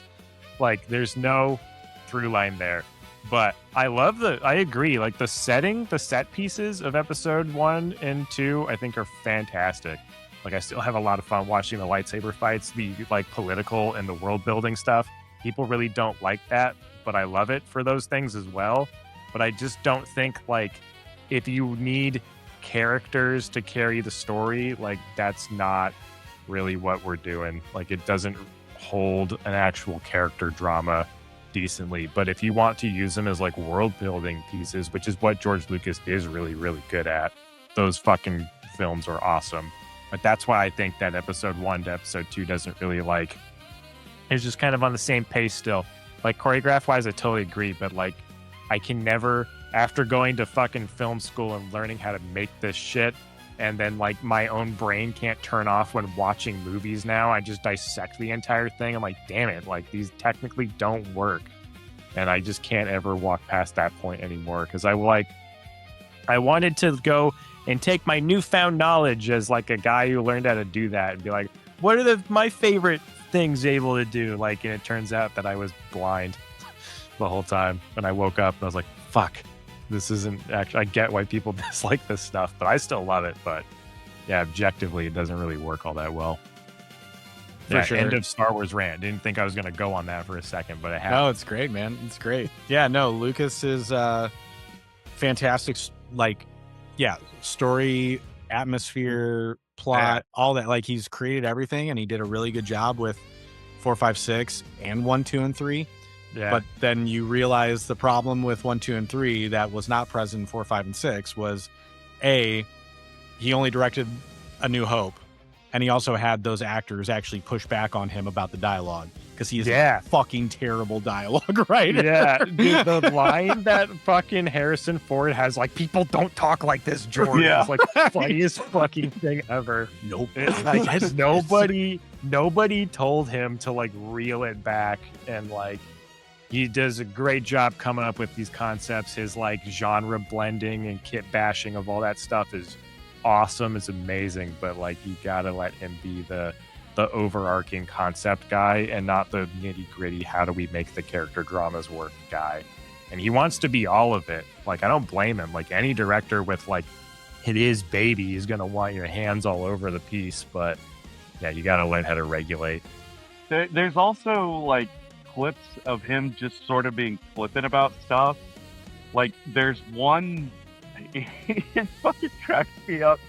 There's one where like a production assistant or someone comes up to him at one point and they have to animate Yoda for I think the third movie, and you can, because of like the shot, you could see the light behind his ears and you could see the blood vessels. And so they're like, George, because they explain all that and they're like, George, what color is Yoda's blood?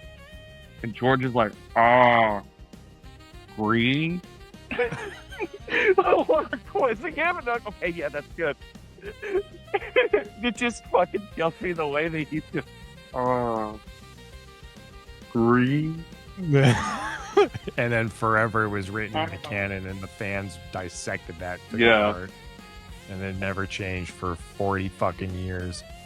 My favorite all-time behind-the-scenes moment is when Samuel L. Jackson is convincing George Lucas to get a purple lightsaber, and the smile that ends up on his face when he says, like, okay, maybe I'll think about it. It's just so, like, pure happiness to see that he just changed all Star Wars canon on accident.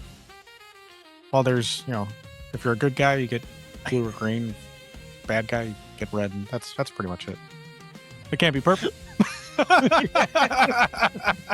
It's so good. It makes me so happy. And then, yeah, there's an edit out there where somebody like zooms up on his face and plays like the Star Wars theme when he smiles. It's so fucking great. I'll see if I can find it. I'll post in chat. JT, did you ever think of a movie for one that is equally as good or as bad as its predecessor?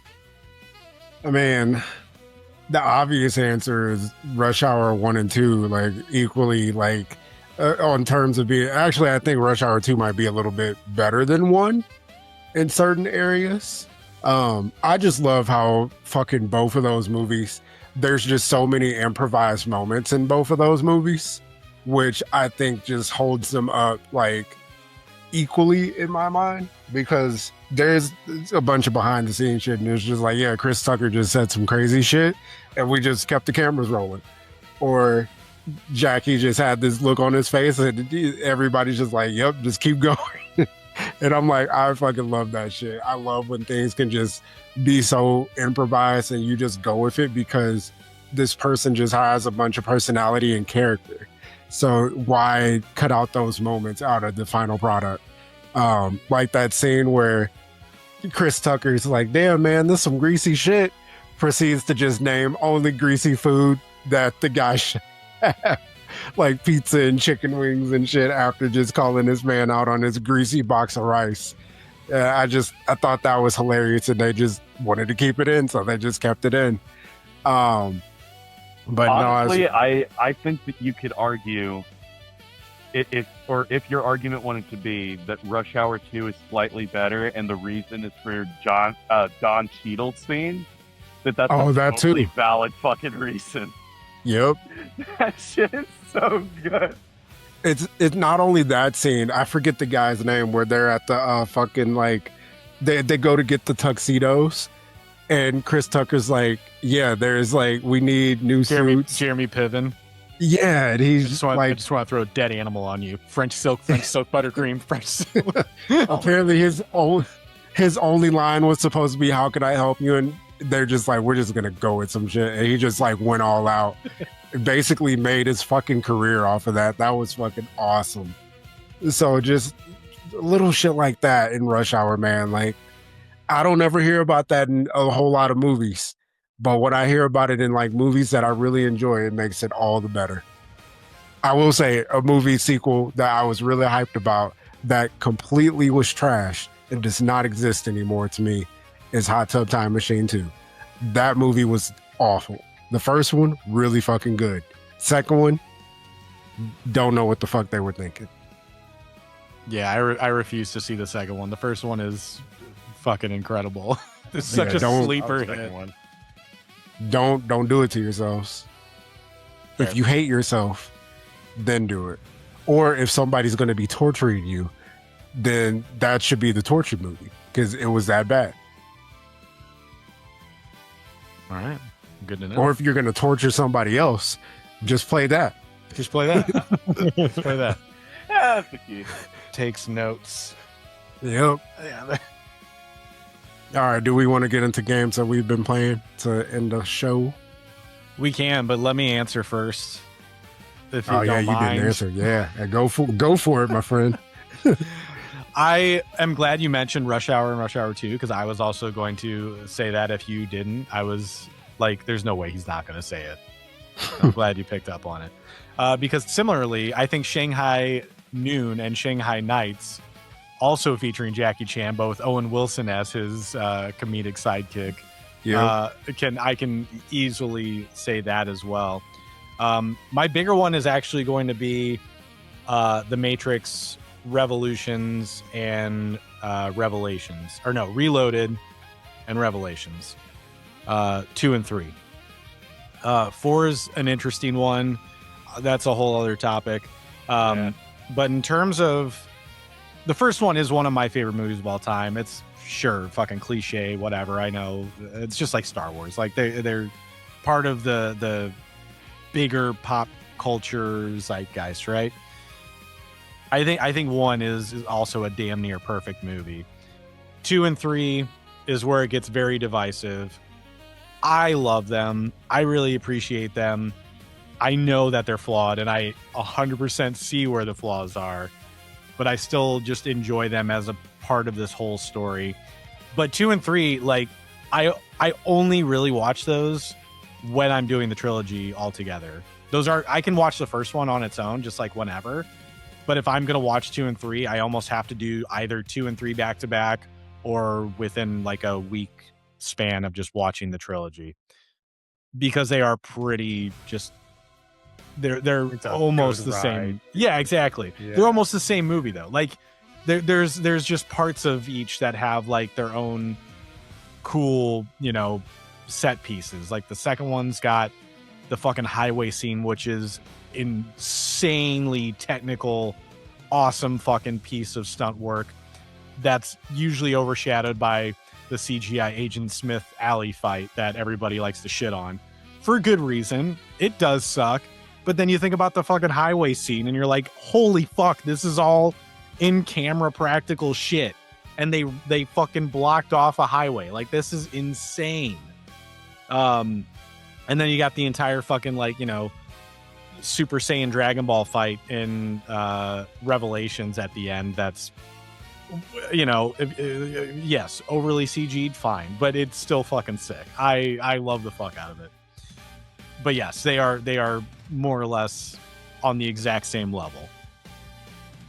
I totally get that point. Yeah, that fits and tracks really well, considering it does kind of just hit that we're going through the rest of it. I got one question though.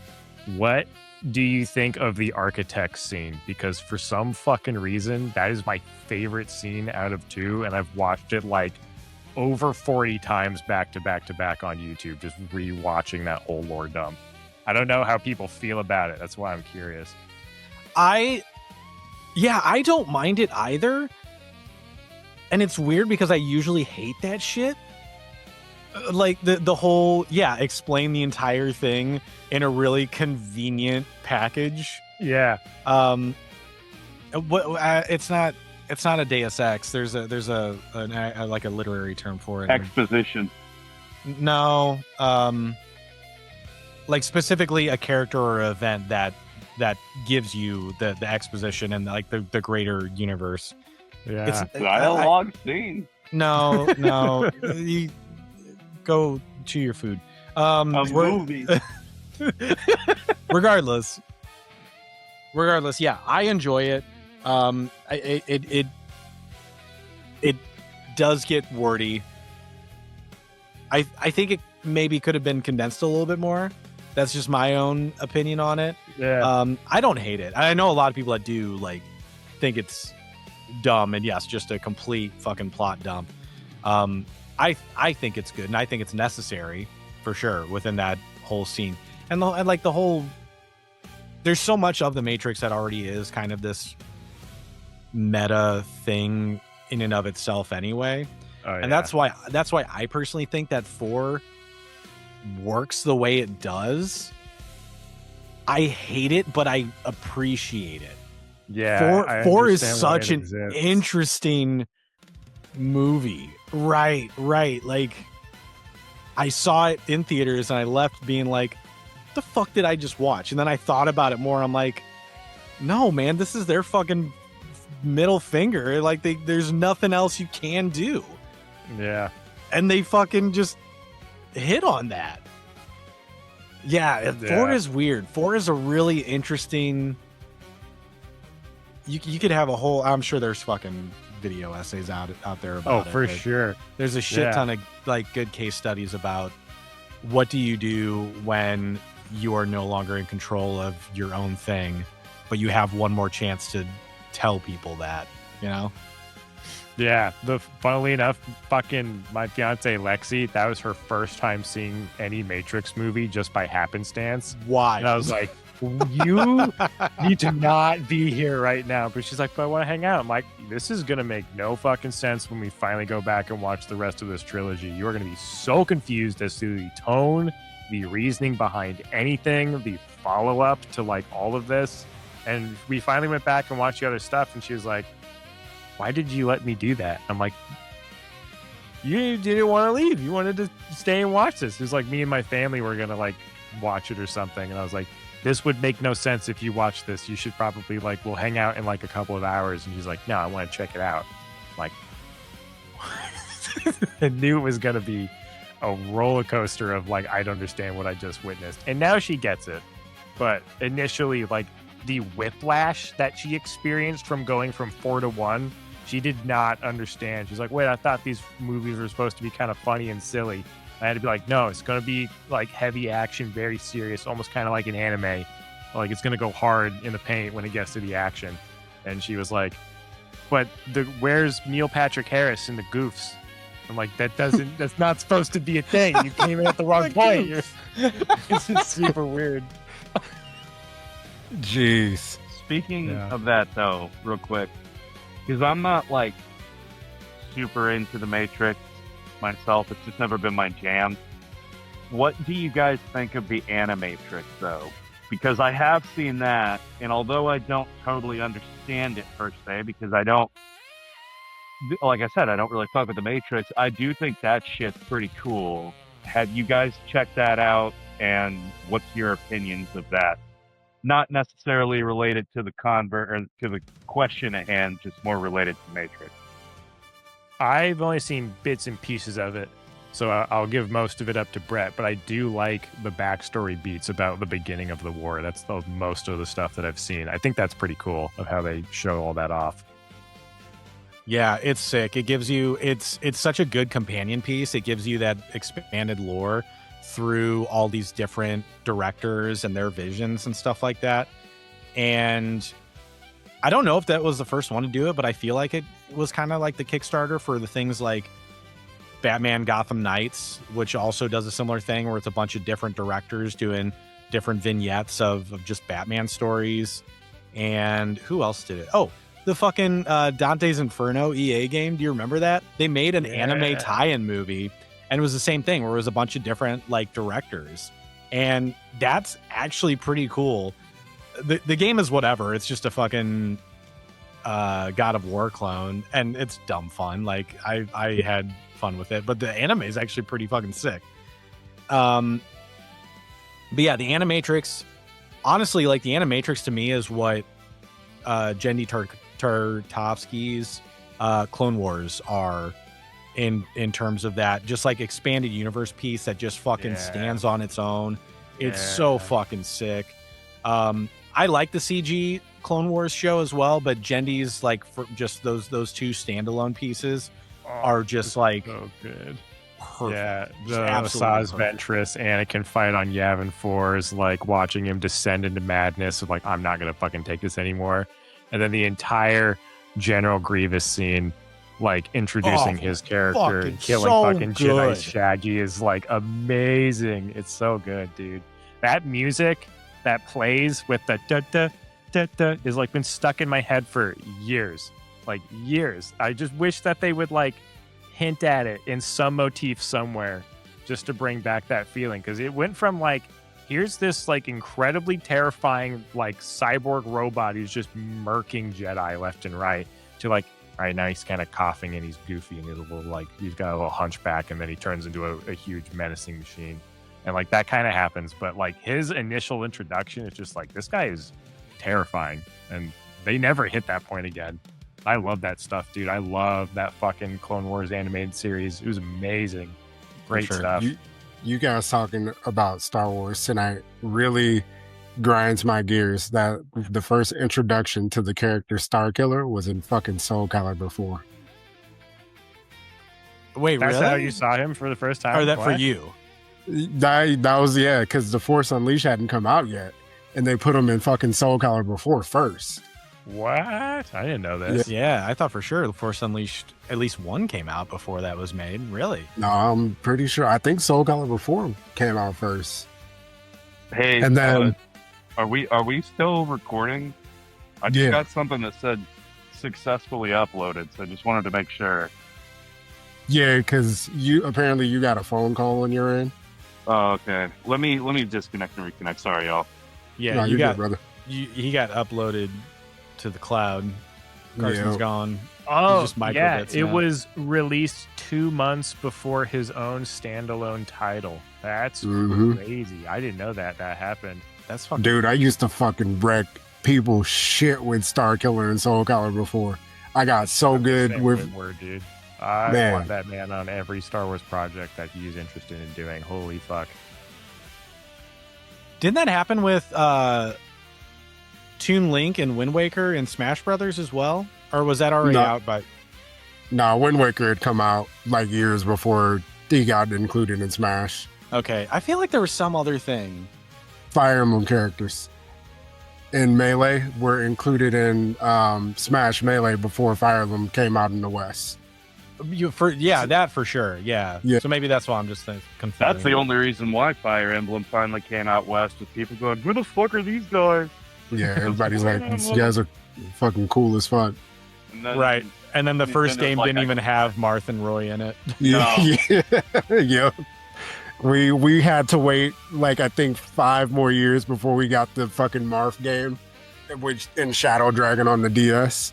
Which, for those who have never played that game or are interested in playing a Fire Emblem game, that is a damn good starting point. I was pissed as hell when I was a kid, but then like Lady Lindis came on screen. I was like, nah, I'm good. Like, all right, I think I could like live with not having Marth. Yeah, no, I'm super good, bud. And then Lynn became super fucking popular and never made it as a character in Smash. Every other Fire Emblem character is. I think she's been an assist trophy, but yeah, I mean that doesn't mean shit. Exactly. Yeah, she's 100% been an assist trophy because the second game in which we got Fire Emblem characters, they introduced Ike because we like Ike. I do like Ike. Ike is a damn good character. Yeah, he's my favorite. He's the best. And that's what they say, right? All right, fellas, you want to wrap this up with what we're playing? Yeah, let's just go through what we're playing like real quick. You want to go? You want to go first, bro? Silence. Everybody just went, all right, someone else is going to talk now. Silence. So yeah, I've been playing fucking through Destiny 2 because that game is hitting the end of its live service. And like I've mentioned in the past, I played a fuckload of Destiny 2. And so I said, you know what? It's time. So I went through and I played the Final Shape expansion just to wrap up the story. And funnily enough, I literally beat the expansion's final mission like before I got on this podcast.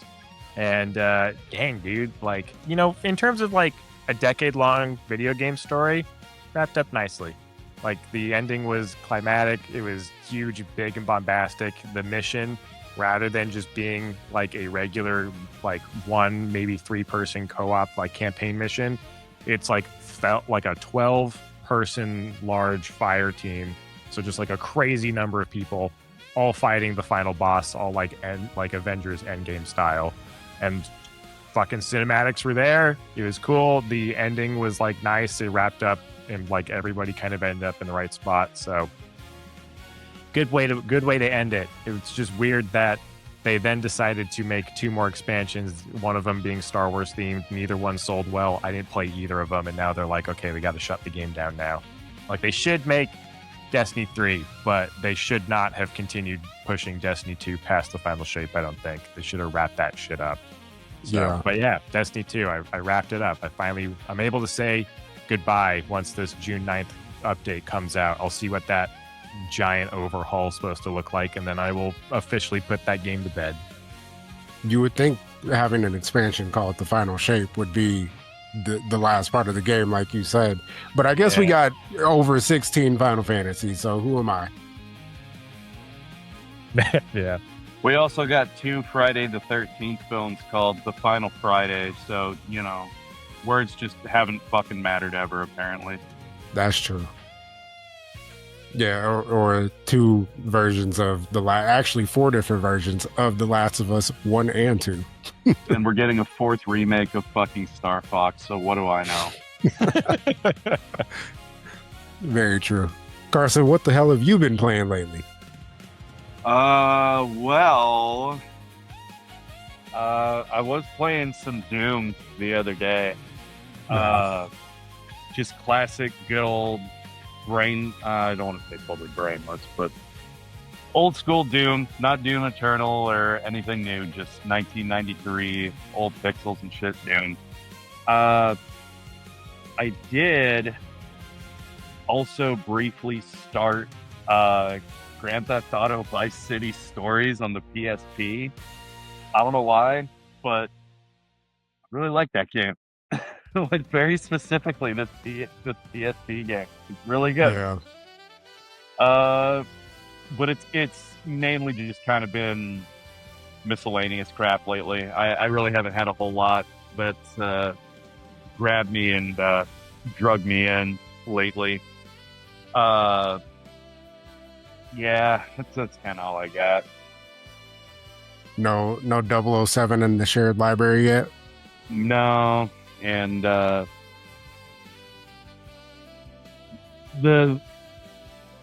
life is getting better, but it's not better enough to where I can purchase video games. I will put it like that. I feel that. Yeah, I get that. I feel that. Yeah. Wait until it goes on sale for like $20 during the holiday. There you go. Absolutely. That is my fucking plan. I'm really eyeballing that 007 every time it walks past me, I swear. Just, put it in stealth mode until further notice. Yeah, it's on the wish list, dude. Every time I scroll past it out of curiosity, I'm like, I could. Like, I just won't eat lunch tomorrow. Like, I could.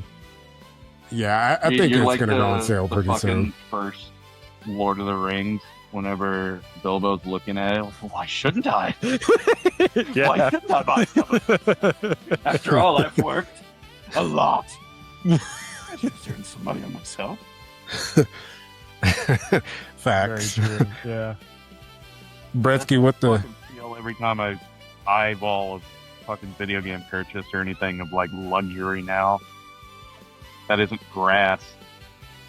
Yeah, I That doesn't even mean, feel like luxury anymore. That's like I need this to make sure I stay on this mortal coil. to fucking function. Yeah, that's fair. Bretsky, what the fuck have you been playing lately? Fuck. Well, I finally beat No More Heroes. Nice. Oh, did you really? Fuck. Yeah, I got the final episode should be up on my Who Would Win channel next Sunday, I think. Fuck that. I didn't record all of it for my channel. I was just like, I need to finish this fucking game, and maybe if I make it a like half-ass series, I will, and I did. So like the last 4 or 5 episodes or missions, I guess, I recorded for the channel as a solo play. Super fucking fun. I really enjoyed it. So thank you both for that recommendation, because that was really, really fucking fun. And I think I will probably fuck with 2 eventually. Hell yeah, fuck yeah. Yeah. I did have somebody on our channel recommend or suggest. I just threw out a little vote of, hey, if you got something you want me to play as a solo playthrough, let me know and I'll check it out. And one of our regulars suggested Bayonetta 2. I've played Bayonetta 1. I fucking adore that game. And I was like, you know what? Fuck it. That's the time. I'll go ahead and play Bayonetta 2. And goddamn, it is hornier than ever and just as fun. It's so far, it's fucking fantastic. I can't say it's any better or any worse than the first one. It's kind of like that movie conversation we were having. I feel like it's kind of, right at about the same level as 1. It's been such a long time since I played 1 though, so I don't have a great point of reference.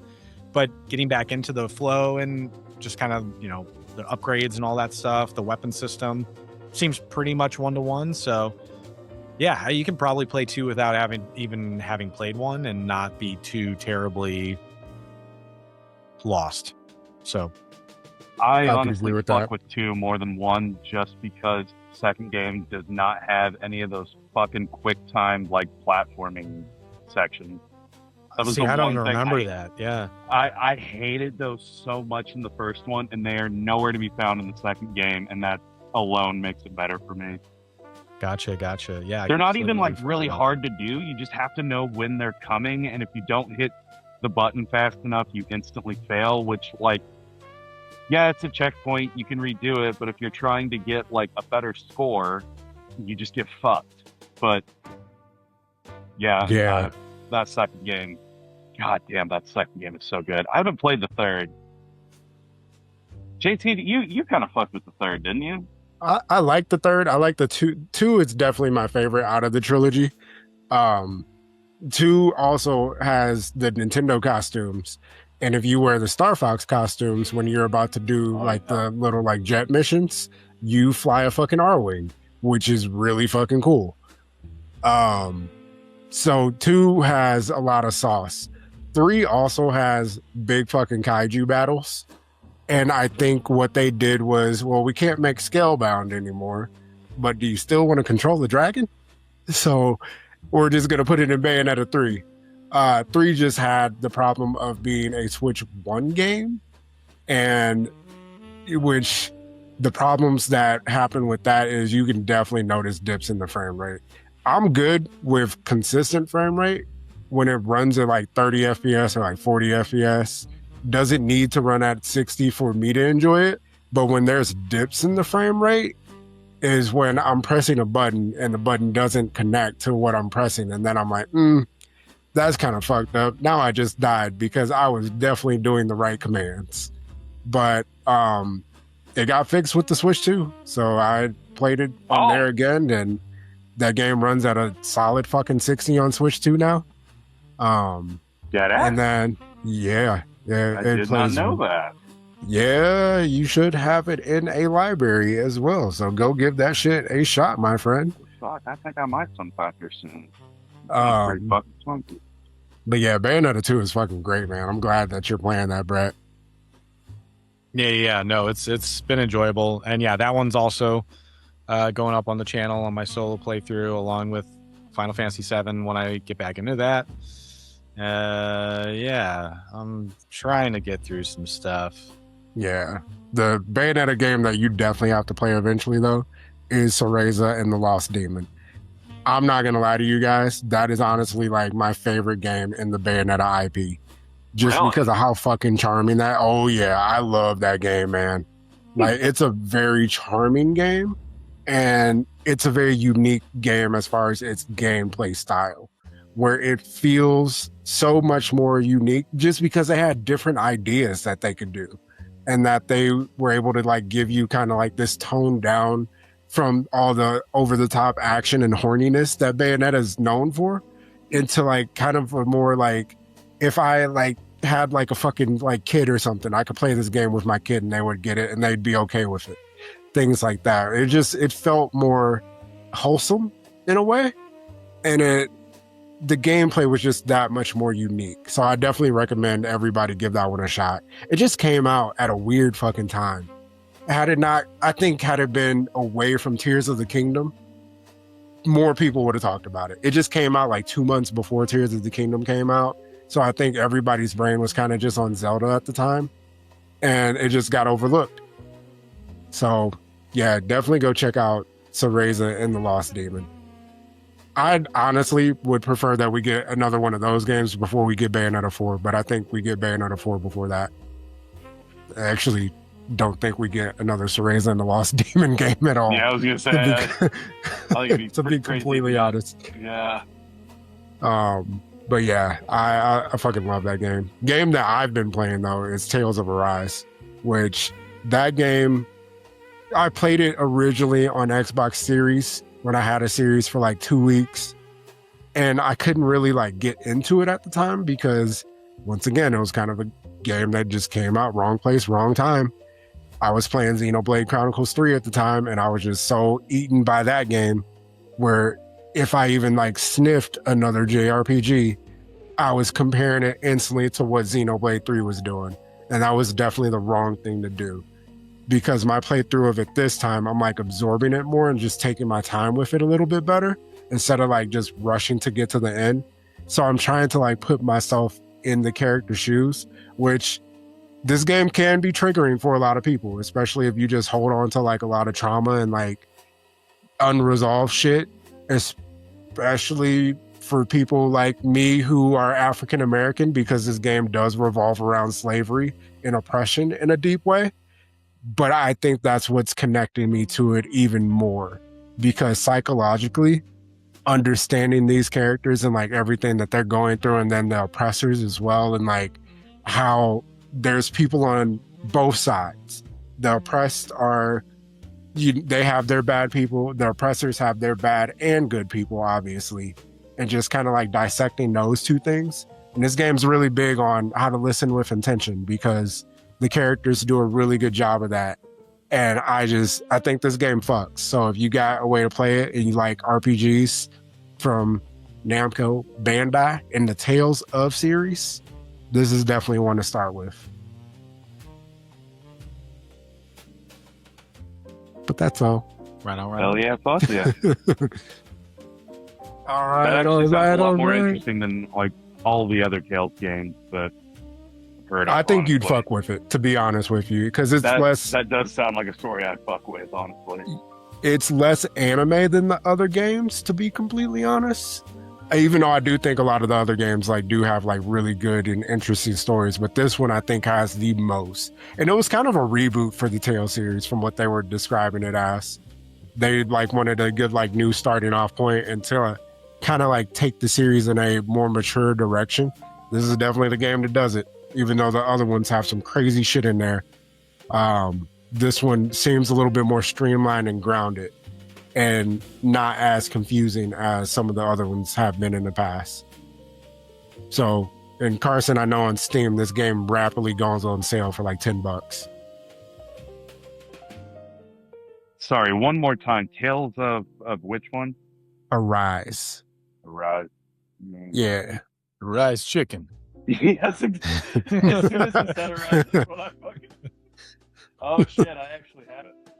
Oh fuck! There you go. That's hilarious. Shared library magic. Yep. The only one that I know and is also in my library is Tales of Symphonia, and that's because that shit was on GameCube and it had kick-ass 4-player co-op. I don't know if this one has 4-player co-op, but it should. Because all the other Tales games had 4-player co-op as well. So I think that's like a series staple, is that they put it. I'm gonna go look now, because now I'm fucking curious. But yeah, another Tales game that I would highly recommend is Vesperia. Vesperia is goated. It's like the best one out of all of them outside of this one, from what they say. No 4-player co-op in Arise. Damn. All right. Well, fuck me. Well, fellas, this was a damn good episode. Do we have any closing remarks before we take it home? Make sure you rotate your tires. Yes, absolutely. Rotate your tires. Do not leave them stationary for very long. And make sure you season your chicken. Please, for the love of God, season your chicken. Okay, real quick. Courtney showed me this fucking TikTok earlier. It was these two dudes. They do this series. In one cup? No, it sounds like some shit that you and I would have done back in the day, where it's welcome to, or I'm the white friend and I take my black friend to do white people shit, and I'm the black friend, I take my white friend I've to seen do black these. people These are shit. fucking great. Yeah. They went to Cracker Barrel and they ordered chicken, and the dude sit there eating it and he's like, this is fucking bad. And so he calls the waitress over and he's like, excuse me, who made this chicken?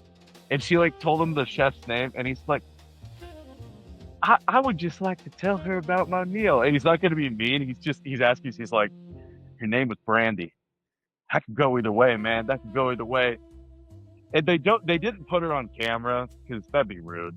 But they did have the guy's reaction.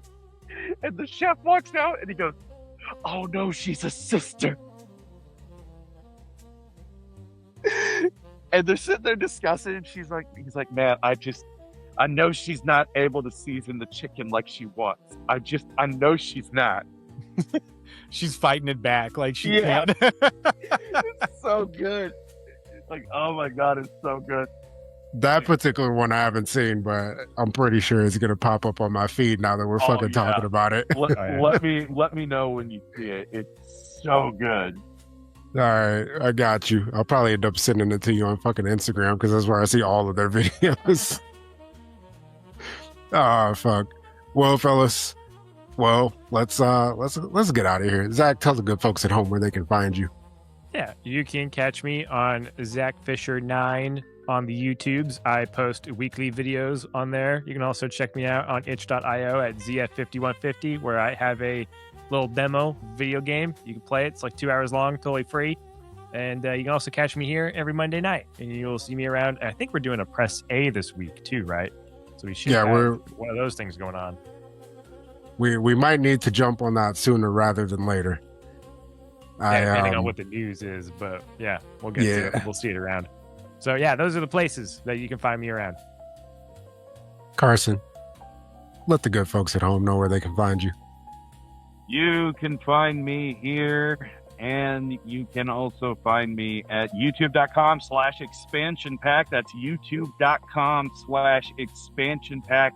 For Brett's friend Carson, me and Mr. Bretsky play video games together. I used to say every Wednesday. Folks, that's a lie, and I'm better than that. I'm not going to lie to you. We don't go every Wednesday, but we go most Wednesdays. And you know what? By God, there's not 6-7 because I'm almost 35, but there is 69 episodes of Brett's friend Carson available for you to watch right this very goddamn moment at youtube.com/expansion pack. That's youtube.com/expansion pack for Brett's friend Carson. Most Wednesdays we'll hopefully have new episodes coming at you in 3 weeks. For now, check out the 69 other videos that we have on there. And speaking of 69, boys, I'm going to blow the fuck out of here. Y'all have a good goddamn night, a great motherfucking week. And I will see you cats around the milk bowl. Have a good night, gentlemen. It would have been funny if he would have said, I'm going to see you cats around the glory hole based on that fucking joke. He could have gone. He could have gone either way, man. Really, He really could have. Heads. I think so. That's fucking funny. Gosh damn it. Brett, tell everybody at home where they can find you. Well, you can find me intermittently on JT's channel here when I can jump in and when my fucking internet works. So that helps. It's a good deal of help there. You can also check me out at Who Would Win Gaming.